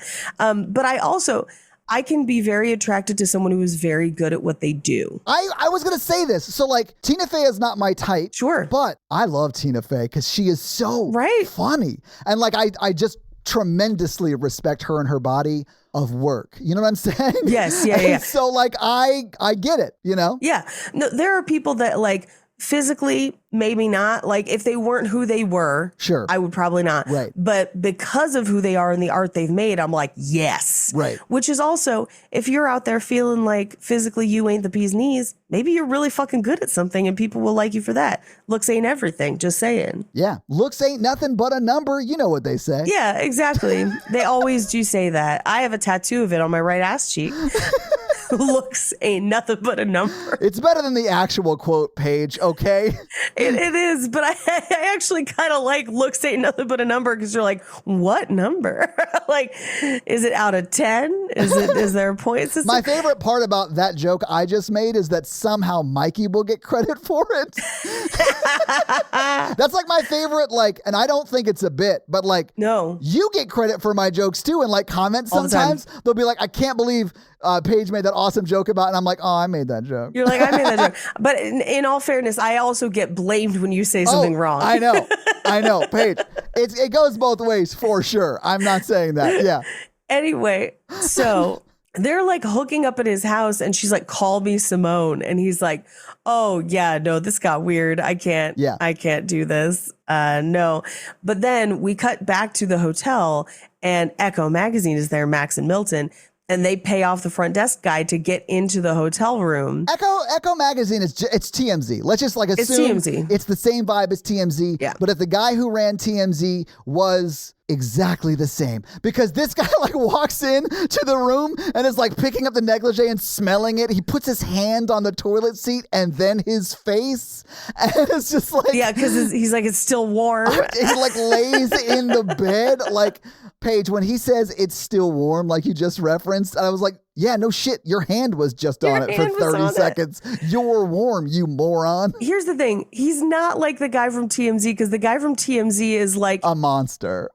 Yeah, he's like, if you added creatine to Maury Povich, like that's the TMZ guy. So accurate. Right. Because that guy also be clinging. You know what I'm saying? He is clinging. Yeah. But no, this guy is more... They definitely play him more as like a fan than a paparazzi. He is a paparazzi. That's his job. I think he develops that parasocial relationship that like this movie is making fun of with him and Milton, right? Right. And I honestly love them. I love their characters. They are so funny. And I just wish we had like 20 more minutes of them. Except that you should cut 40 minutes out of this movie. Well, that's what I'm saying. You need to cut. Honestly, the pacing isn't great because you can establish that she's a multi-mega star so much faster than they do. Yeah. Because we see like every little stage of it or step of it. Right. And you can just yada, yada, yada some of that. Condense that first like 50 minutes of the movie down to 30 and give me 20 more minutes of these two dudes. And I love it. Yeah. And honestly, the director from The Substance remaking this that way, I would watch. You know what I'm saying? Oh my God, yes. Because I think that they would, if this was the joke that Aaron Nickel couldn't land, I think that they could land it. Oh yeah, Coralie could land this. Yes. I also feel like I need to cut 40 minutes out of this movie at least,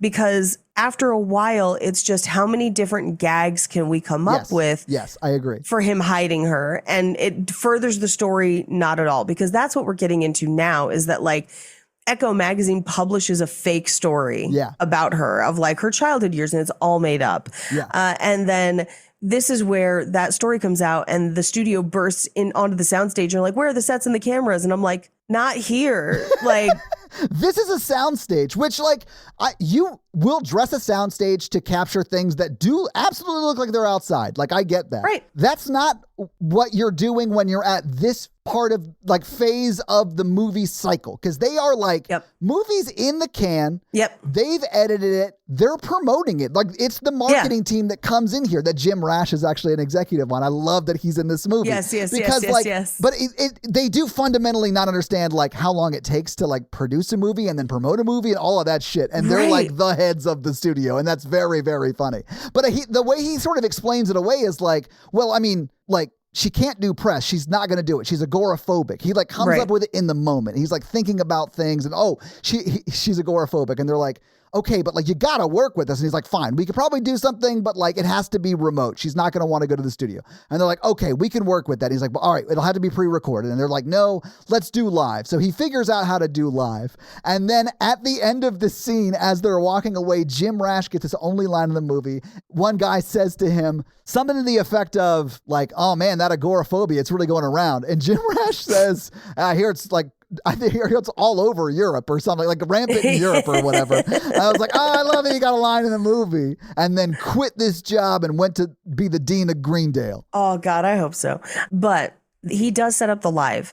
And it looks good, but he runs out of memory, so they like cut the interview early. But this is where the Echo guys are like, I know where that is. Yeah, because she's like, they don't know what a green screen is, and they use it like it's a big reveal at like when they're accusing him of what they're accusing him of later. Right. But we'll get to that. But like, it's so funny because like they are so confused by legit like Zoom backgrounds. Yes, that's the equivalent of what it is. That's the technology they're like mind blown by. And I get that this was 2002, right?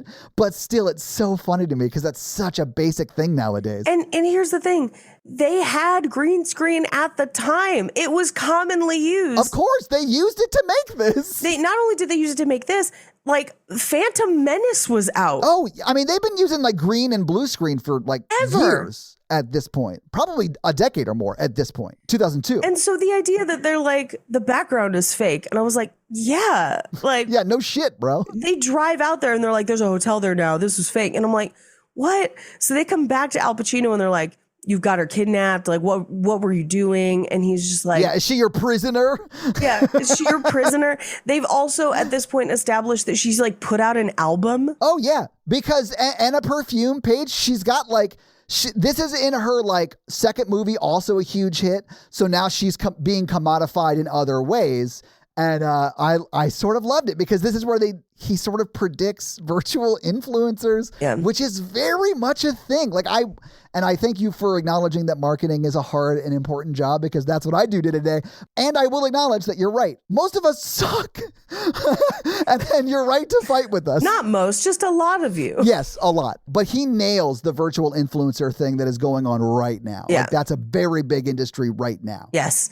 But at this point, he's like, I need everyone to see you because it's easier to prove you to a room of people than to one person. So this is when he sets up. Well, he literally says like 10,000 people, right? Yes, yeah. Instead of one person. It's easier to fool a circus full of people than one person, right? Right. Which is true. Yeah. And he totally pulls it off. That's why close-up magic is harder. Yeah, it is. Yep. And Catherine Keener and his daughter in the pit, I'm like, they would be backstage, but okay, like, fine. I thought it was so funny that Simone's doing a concert, her first ever concert in LA or whatever, and the head of the studio and like daughter of the guy who like made her career couldn't at least get front row tickets? Yeah, they're in I the was like, pit. damn, Simone is cold. Cold. But it really just shows you how like selfish and terrible Al Pacino is as a character in the movie. Like that is what that says, because he definitely could have got them front row tickets, backstage passes, any of that. Any of it. But he literally puts a hologram up and she sings Aretha Franklin's You Make Me Feel Like a Natural Woman. And I'm like, It honestly sounds kind of like she lip syncing it. she is. Yeah. She is. I'm like, that's Aretha Franklin. I know, like that's what I'm saying. Like, what? but on the video screens that like your big venues do have, Yeah. like it's like live footage that they have already made, right? Right, and that right. they base the hologram off of. So like from far away, and the stage and where she is on the stage is so far away, even from the front row people, that it would be sort of hard to see. So it's like a smart way of doing it. I don't think you could have pulled it off the way they pull it off. No. But it's a smart way of doing it. Yeah. So we cut to her bus after the concert and he's like kissing headshots. And at a certain point, I'm like, she's so rich. Why has he not hired people to do this? I know. I love that like he, throughout this whole movie, is posited to both be a very successful movie director, something that takes a lot of time and work to like put a lot of thought into build those stories and like the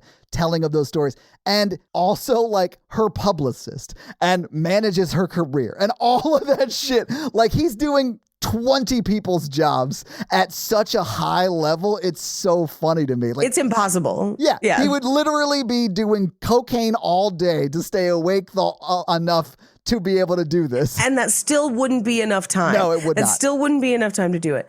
But this is where Catherine Keener and his daughter, Evan Rachel Wood, walk in on him and he's got the lipstick on. So this is where the rumors about him fucking Simone kind of really hit a fever pitch. Yeah, well, this is at least where his ex-wife starts to think Right. that that's what's happening. Yeah, she sort of had Right. inklings before, and now she's like, oh, for sure they're boning. Right. Because she wouldn't assume that he was in there kissing her headshots for her. Right. No one would assume. And that'd be an assistant's job. Exactly. Or Taylor Swift's brother in a wig. Or Taylor Swift's brother in a wig. Or a golf bag. A sentient golf bag. We find out that she gets nominated for 2 Oscars, but this is where he like sets up like a dummy in a car to like drive up next to Catherine Keener and call her and pretend to be Simone. Paige, I love this, and largely just because in one shot, when the car that, quote, Simone is driving veers into the other lane, you see a reaction shot of the hand that's holding the wheel of the car, and it's Al Pacino's hand. Mind you, it's not visible to the person they're trying to fool. Right. But Al Pacino is holding the mannequin's hand Yes. on yes, the steering yes. wheel. He's not steering. I know. It's insane. Like, just hold the fucking steering wheel where you're holding the mannequin's hands on the steering wheel yourself. Like, no one can see that but you. You're insane. Bonkers. But this is also where she's like, I recognize his coat. So I know that like you, and Yeah, yeah. He does this so that, because he still loves his ex-wife, like he doesn't pursue anybody really romantically in this movie, even his ex-wife, I'll say. But it is said a few times that he is like going through it because the divorce is like recent or whatever. Yeah. And so I do think he still like loves his wife and is not really like into dating other people. Would have slept with Rebecca Romaine if she didn't make it weird. But like, Right. you know, outside of that, he wasn't looking to date, I guess is my point. So he's like trying to do these things to make his ex-wife, who he still loves, think that like he's not with somebody else. Right. When like, and I do love that when he does that, it like backfires every time. Like the lipstick on his own lips. And then I can see that that's the coat I bought Al Pacino. Like, I know that you must have been at his house and stayed there last night because you're wearing the coat I bought him. Right. You know? So it's like he doesn't think it through. Like he is just like in this manic phase of his life and nothing is thought through. It's just, it's so slapdash. It's very funny to me. It's bonkers. And we basically cut to, he like asks her to go to the Oscars with him. So like they go to the Oscars together. She's nominated in the same category against herself. Best actress. Yeah. Best actress. That did not happen at the Oscars. It did happen at the Globes this year, but it has happened like fewer than 3 times. It's like almost never happened. And it was the first time it had happened at the Globes in like 30 years. Do you know who it was? No, I don't pay attention to award shows. I honestly don't care about them at all. I'll tell you that it's someone we talk about a lot. Was it Idris Elba? Like, I have no idea. No, it was Sebastian Stan. Oh, okay, cool. That's something you talk about a lot. But yeah. Yeah. And he won one of them, and then he did not win the Oscars because Adrian Brody was there. But you know what? There's always next year. That's so sad. I'm sad that the movie studio marketing budget didn't work out for some of the actors who wanted to buy awards. That's great. Yep. Mm-hmm. I think if you work in my side of business, you like see all of those things for what they actually are, and you're like, I don't really care. It's not important to me. So because I have like theories behind it. And I haven't had a chance. I do want to sit down and watch the movie that I thought he was going to get nominated for. I just haven't had a chance to watch it. So for Golden Globes, he was nominated for A Different Man, which I think is the one he ultimately won for. And then also The Apprentice, which is the Trump one. And I think the studio put a bunch of money behind the Trump one, thinking that Trump was going to lose and that they were going to have this like kind of movie exposing him, and it was going to get this kind of wave of support because of that. And when Trump won, things changed because The Apprentice was not nominated at the Oscars like almost at all. And so like I think they had to pivot their marketing strategy for it. Yeah. So because Golden Globes, Oscars, Webbies, like it's all marketing. All those, it's all marketing. Like people are paying millions of dollars to get handed trophies so that you'll go see their movie. It's a marketing ploy, guys. I did still want The Substance to win things, and I thought Demi deserved it because her performance was incredible. I hate that horror is not recognized at the level it should be at those award shows, but largely because horror typically doesn't have the budgets that these high-level movies do, which is why they're not respected, because it's not what film was best, it's what film paid the most money to sway the like judges, guys. Anyway, we don't have to get into it. The fact that The Substance got as far as it did is a testament to its own studio having faith in it. Yes. But yes, anyway. Yeah. So she wins against herself, which fine. She doesn't win against herself. Her and herself win. They tied. They both win. Yeah, they tie. But I did love that the video they sent was from her tour of the third world, and there's just gunfire in the background of the video the entire time. Yeah. Hysterical. And I was like, this is actually a pretty funny joke. Yeah, I thought it was too. That doesn't fit with the rest of this movie. Yeah. But I also thought it was like dark that this is where she gets the virus that kills her page. Yeah. This is where she gets plague 8.1 apparently. But we cut to Al Pacino is now casting, and Winona Ryder comes back in and does like a really good performance. Man, she's so good. She's really good in this movie for the two scenes she's in it. For the two scenes she's in. Yeah. And he's like, oh my God, screw Simone. I could just cast you. And I think it's him just being like, what if I just had an actor and I didn't have to do all this work to make it work? And it's like, yes, that's what you had before if you had just cooperated with people. Yeah, this is where he starts to eat his own tail with it all, I think. Yeah. Yeah. Well, and he notices that Winona Ryder has like a dimple when she smiles. It's like an imperfection, if you want to think of it. And he's like, yes, I should put one of those on Simone. He says that aloud to her. Yes.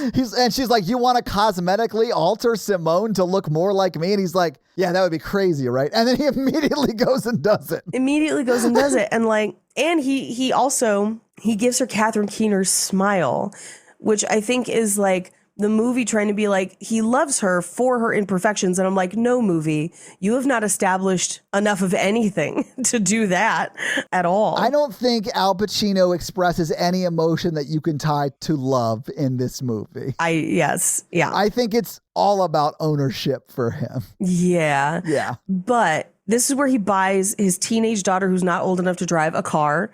And it's an old fancy car. It's an old Alfa Romeo convertible, and it's the car from the movie Eternity Forever. So like, it is like this really, I'm assuming, super expensive and sweet sort of gift for her. And he's like, well, you can't drive it until you get your permit, but you can probably like kick it around the lot here a little bit because your mom owns the place. So it's fine, I suppose. By the way, Evan Rachel Wood's character in this movie is going to be the most talented, I think, Nepo baby that comes out of Hollywood from this era, because 100. She's very studious. She's learning a lot. We see her like in her computer writing a lot, being creative a lot. And her parents, one of them is a major studio owner and the other one is a major studio director. Like they are going to be the most famous playwright or actress or whatever they want to be. Yeah. But and here's the thing. As problematic as Nepo babies are, because they do get a leg up and whatever. Yeah. Some of them are really talented. And I get that like they're really talented because they didn't have to like work a real job to go to college, and they could just focus on the craft of whatever, of acting or writing or whatever. Well, and I think there's something to be said for exposure as well, where like, Oh, absolutely. they are exposed to art in a way that a lot of people are not, and they are exposed to the creative process in a way that most people are not. Yes. Yeah. But like Nepo babies are a thing. I just think that Rachel Wood's character would be like a really talented one, unlike some of the other ones that are inflicted on us. Right. They're not all Jason Schwartzman. I love Jason Schwartzman in this movie, though. Like, I do. I know. think he's so good in this movie. I actually sort of like him in other movies, too. I think he's a wildly talented Nepo baby. Yeah. Oh, okay. Oh, Yeah. I thought you meant like he wasn't talented normally, because I No. like him normally in this movie. I think he's great. I love him. Yeah. Yeah. No, he's one of the Nepo babies that I'm like, nah, he's all right. Like, we like him. He's fine. He's the right kind of weird. Yeah. And I honestly don't typically like the movies that he's in, but I think he's great in them. I mean, there's some that I love. Yeah, same. Yeah. Same. But like, that's what I look at as like good Nepo baby, because like Yeah. he's carved out a career for himself. He doesn't use the name, or whatever. Anyone who can make Bill Murray laugh with a joke that's punchline is, oh, are they? I'll love you forever. That's such a weird Rushmore joke. Yes. I've met Jason Schwartzman a couple times, and he has been incredibly nice every time. That's great to hear, honestly. Yeah. Yeah. Because he's like one of those guys you would think would be, but you have no idea, right? Like you could also see like maybe Yeah. being a monster. So it's nice that he's not. No, he was aggressively chill. That's great. Every time I've met him. But again, Nepo baby. Yeah. Sometimes works out. Anyway, we cut to, at this point, I wrote in my notes, how is there more than a half hour left of this movie? Oh, Paige, we haven't even gotten to the murder plot. Like there's so much plot and there's not a lot of movie time left because pacing problems. We talked about it a little bit, but yeah.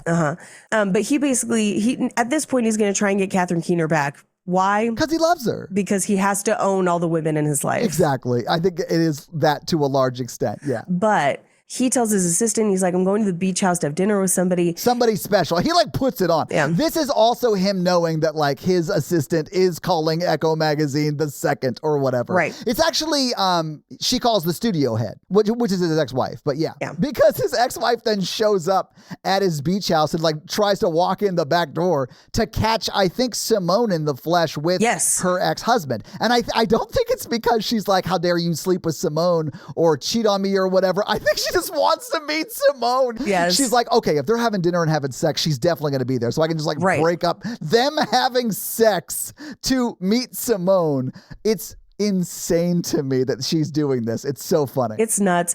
But he then is like, hey, it's just me because S1m0ne is fake.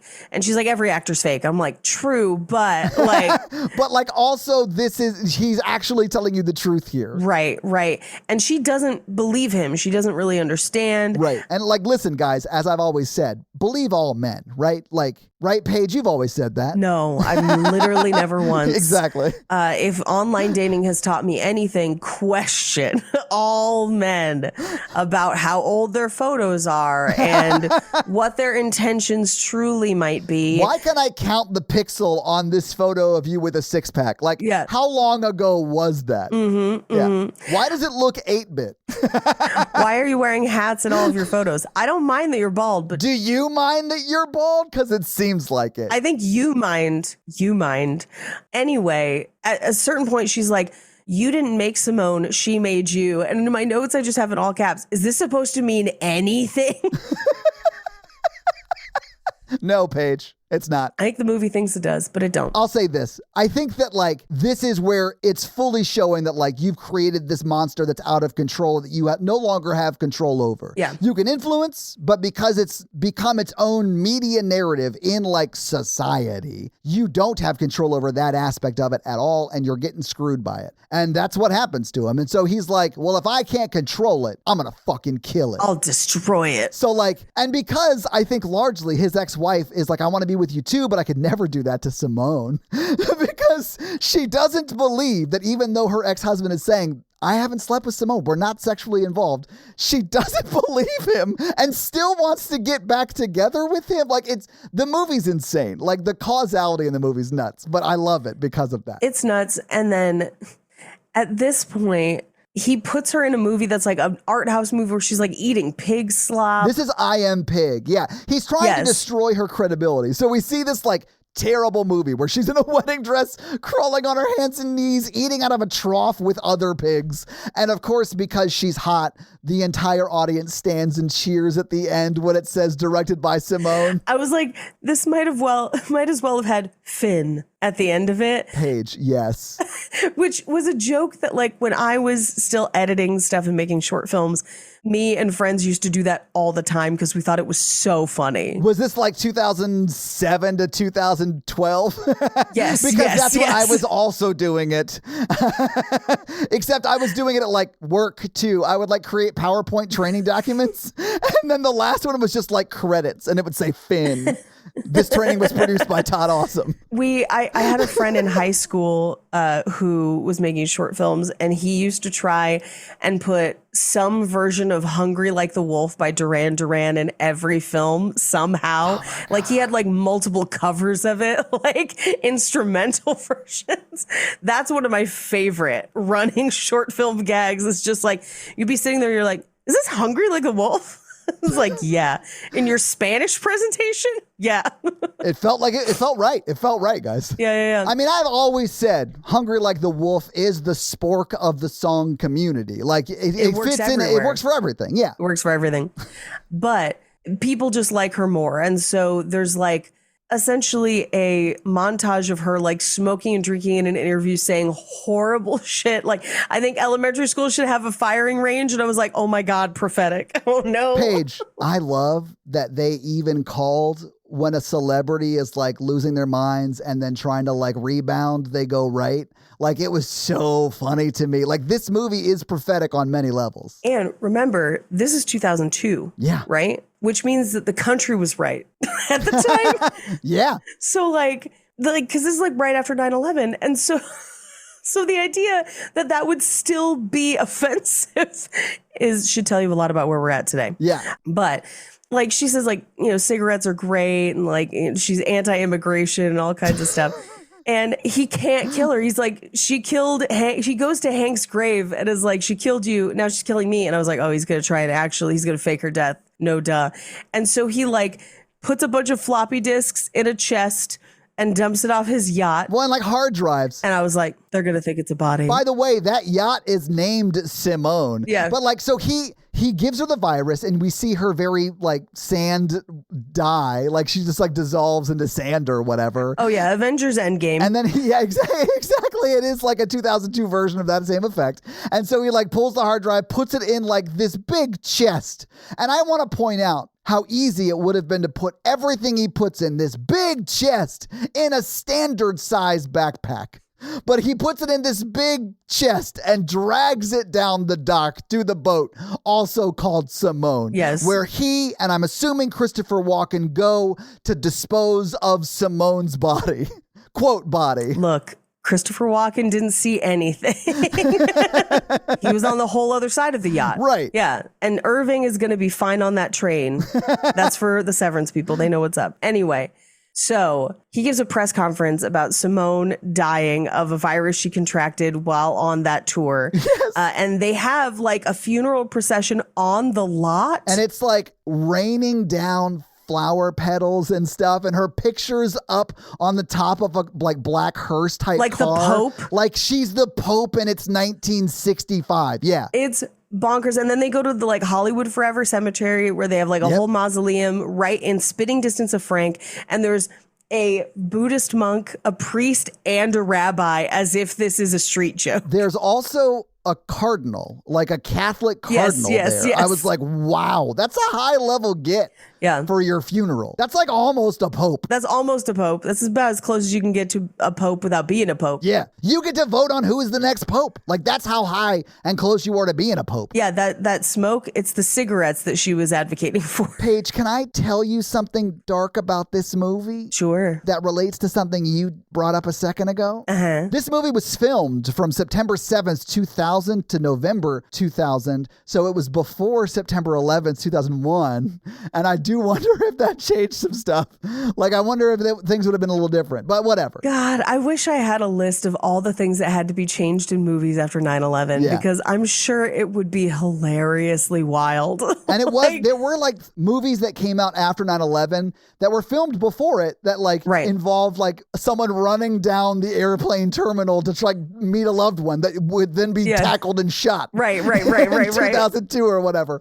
So I do sort of wonder if what would have changed in this movie. Well, there's a whole bunch of movies that there was like a bomb on a plane. Yes. Because pre 9/11, that was like planes got hijacked with a relative frequency in the 70s and stuff. So like those things were written into scripts and then that just like ended. Yeah. Like they like cut it out of a bunch of movies and all kinds of stuff. Anyway, detectives arrest him at the funeral. Right. Because they definitely have him on CCTV dragging a giant chest onto a yacht and into the water. And the only reason he's having to drag it is because he chose to bring a chest and not a small backpack that would have housed all of the data that he was using. Yes. So, and everyone's freaking out. They're like, you really hated her. And he's like, I'll take you to where it. And so they like go. They find the chest. There's nothing in it, which seems impossible because it was still locked, but whatever. Well, they have to unlock it and it's just seaweed. And I was like, well, I mean, if it was open, I guess, at all on the bottom, the 3 hard drives might have slipped out of it or whatever. So, but then he's like, you got to go back down and get the hard drives. And then he's like, we can't go back down there. Do you see what's in the water? And it cuts to like sharks in the water. And then an echo headline of Simone's body possibly eaten by sharks. And I was like, oh my God, this is amazing. Like, to me, it's hilarious. I think this is so funny. In my notes, I've heard of gigabytes, but this is ridiculous. Yes, Paige. Or terabytes, I guess, works better because sharks tear at things. Paige, that's a megabyte, and it would be terabyteable. Sorry. There you go. Yeah. Sorry. That last one felt forced. But so his lawyers like take the deal and avoid the death penalty, basically. And he's like, there's no one to kill. And here's the thing. At no point in this process would someone have not like tried to contact a next of kin or like found her birth certificate or death certificate. Like there's no way they would arrest him and hold him without that information. Right. Like the US government would be like, oh, that person doesn't exist. She don't exist. Yeah. Now here's the thing. I realize I'm saying that and innocent people are held when they shouldn't be all the time. I agree. But in this movie, at no point would we have gotten this far down without somebody. Like, how was the studio paying her? Right. Like, they revealed that they were just paying him to pay her. And I'm like, that would never happen. Taxes. Like, what are you talking about? That it was being held in a trust, Paige. Bullshit. Which is like insane. Yeah, that's nuts. But essentially, we cut to Evan Rachel Wood and Catherine Keener, and Evan Rachel Wood is like trying to hack into that computer. And she's like, Mom, have you ever actually seen Simone? Like, did you meet her in person? And her mom is like, what? Like up close. And she's like, I don't know. And she's like, I didn't. So like, maybe she didn't exist. Like maybe the emperor is actually naked, right? Yeah. And this is when she pulls the floppy disk out of the hard drive for Plague One and is like, some things can be cured. And I'm like, on what hard drive? Like, what are we talking about? Okay, so I want to point this out. I know why the chest was empty, and that's because the hard drive was never put in it. Because when she removes that disk, Simone just comes back. Right. Like the virus is only active when it's in the computer. And that also fundamentally doesn't understand how computers and viruses work. But either way, loved it. Evan Rachel Wood is the best computer doctor I've ever seen. Well, and so they bring Simone back, which gets him out of prison. But then they're like, okay, now you got to do a whole movie of these people and we got to lie about it and make a ton of money for the studio while fucking all of the artists over. Yeah, she's pretty much just like, why don't you move back in with me and your daughter in our mega palace in Hollywood? And then why don't we just fuck over every actor forever? Forever. And then we're like, oh, I guess that's the end of the movie. Like, that's the lesson they learned? You would think that, except no, it's worse because she's like, I'm going to go into politics and I have a new baby. Yes. And you're like, no. By the way, that person is Simone. Right. Who doesn't exist. Yes. Yeah. And that's the movie. So having seen the movie and we talked about the movie, what did you think about the, I'll just say prophetic, if not quite inspired, Simone? I did not love it. I felt like there were some parts of it that I did find funny and prophetic. I felt like if it wanted to lean into being a satire and comedy, it needed to be a little tighter and more grounded in a reality that would allow for that true satire. And if they're serious, oof magoof. Holy shit. The fact that it doesn't understand how much of a villain like Al Pacino's character is troubling. Yeah. Troubling. But it does feel like an Emperor's New Clothes like movie, but from the Emperor's perspective. So it's like, it's a weird perspective on this type of story.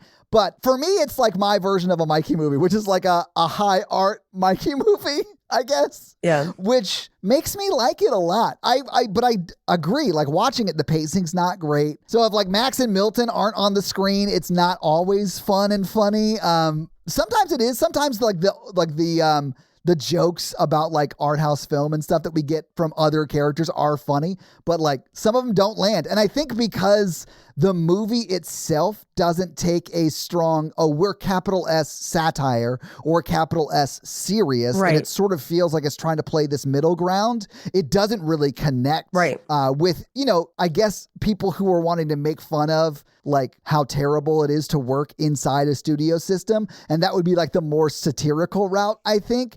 And people who just like think artists suck and they should just be able to steal their work and create whatever they want. Yeah. Which I guess is the lane the serious version of this would be for. Yeah. But like, because it's not picking one of those, I don't love it as a movie. But it's fun for me to watch because I'm like, oh my God, this is like everyone making like the craziest choices all the time. And I love it. But Paige, do you have any fun facts for us? I do. Well, hit us with your fun facts. Simone, fun facts. So after seeing the photorealism of Final Fantasy: The Spirits Within from 2001, I love that movie. Producers of this movie wanted to have Simone be completely computer generated, which, by the way, no, that would not have worked. And also, go back and watch the movie you just referenced. Yeah. It doesn't look real. It looks like a great computer animated version of a movie for 2001. Right, but right, it doesn't right. look like real at all.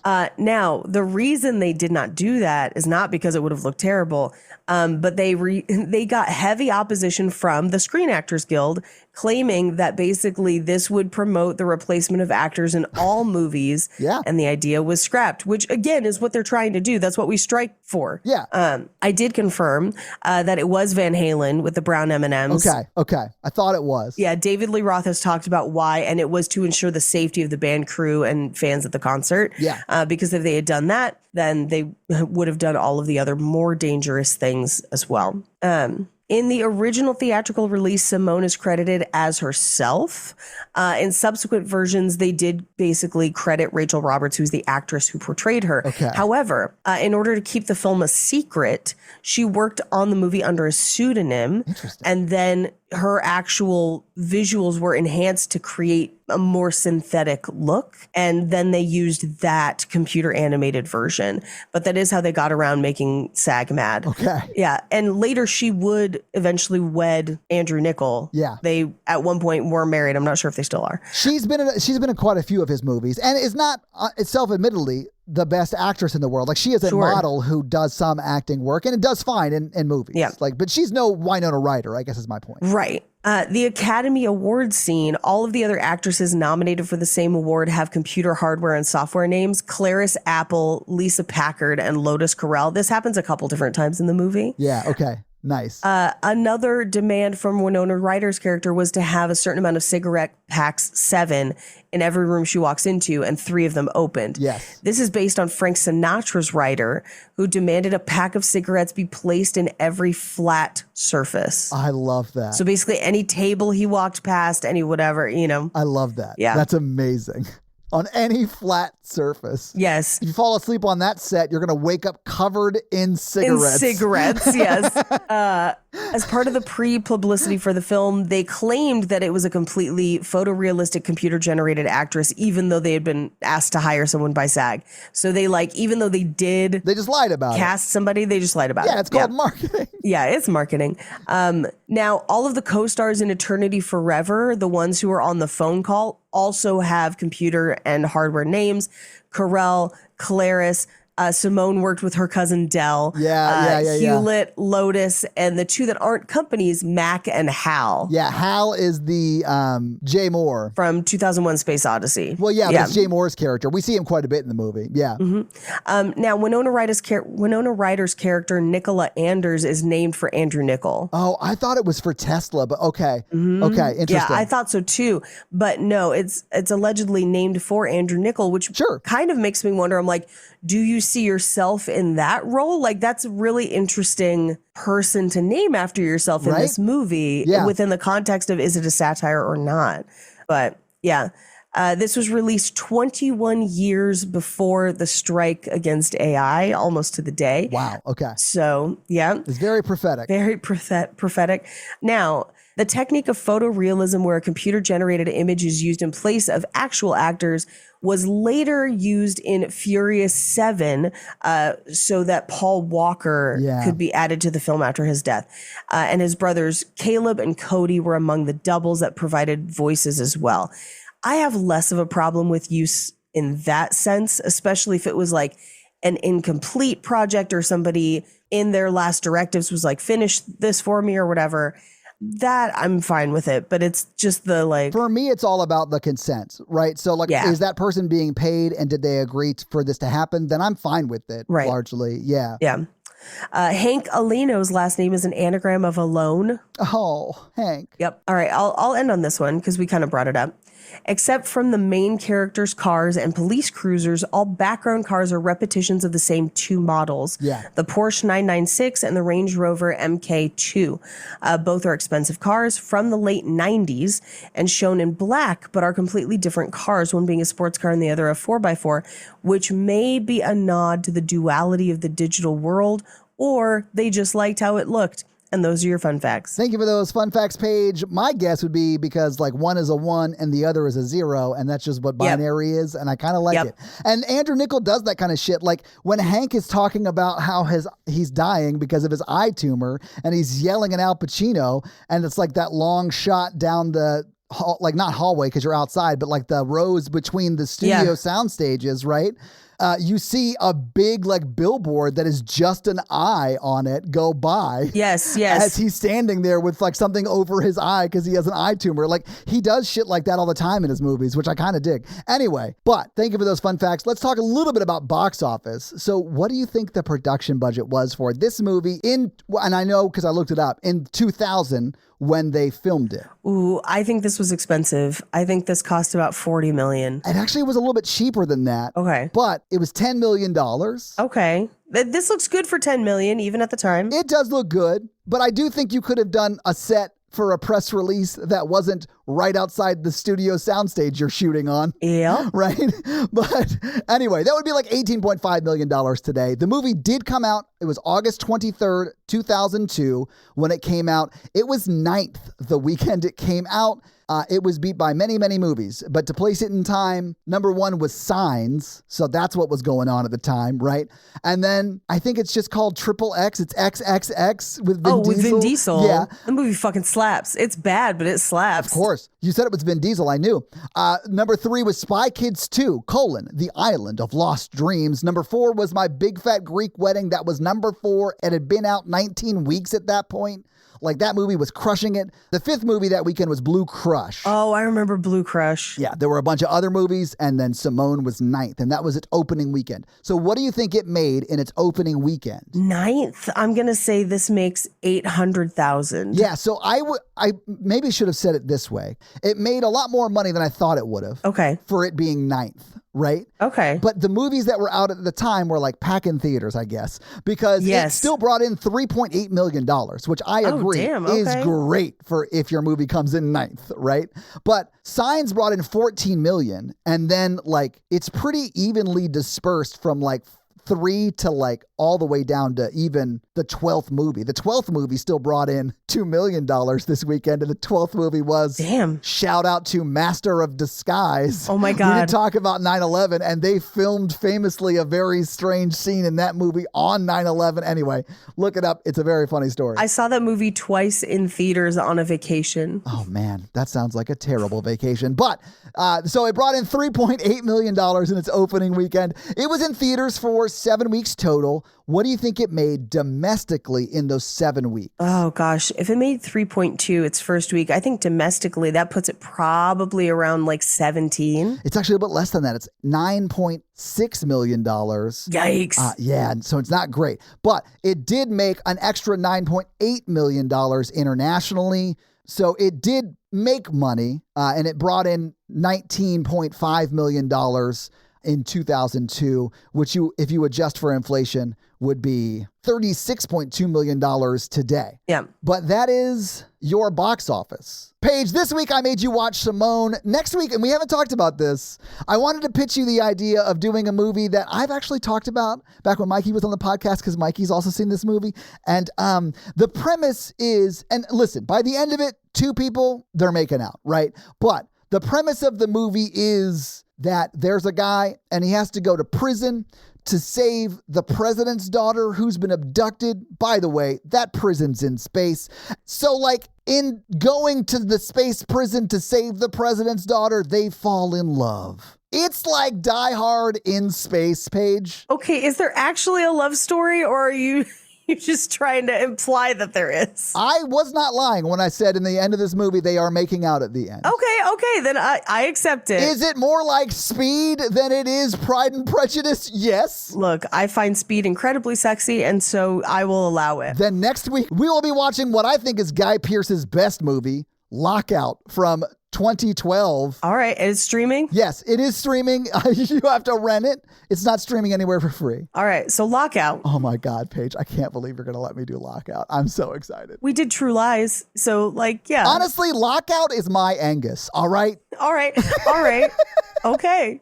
Anyway, that's your homework for next week. You have any reviews for us, Todd? You know what? I do. And this week, I'm going to read a Spotify comment from one of our most recent episodes, that episode being the Why Did I Get Married to TOO ?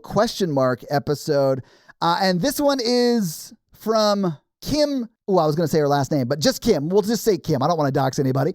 And they say, I feel like Janet Jackson's What About should have been on the soundtrack for this movie. And honestly, I do feel like that would have fit in very well for that movie. Very well. But much like Obsession that featured the actress Beyonce, it didn't feature one of the Beyonce songs that you would think would be in it, but there you go. Yep. I don't know. You would have thought it would have been a bigger Beyonce song in that movie, right? Yeah, I thought so. Who knows? Anyway. Who knows? But Kim, thank you so much for that Spotify comment. And if you want to have me read your Spotify comment or 5-star Apple review, leave us a 5-star Apple review or Spotify comment, and I'll do just that. So yeah, if you guys like this show and want to hear our other show where we talk about horror movies, that is The Horror Virgin. That's the only other podcast I am on, but Paige is also on Cult Podcast, which you can find at Cult Podcast. And you can find us on social media. I am at Todd J. Awesome, literally everywhere. Paige is at Paige Wesley on Instagram. No, it's at Rampage Wesley on Instagram and TikTok, at Paige Wesley on Twitter. That's right. All right.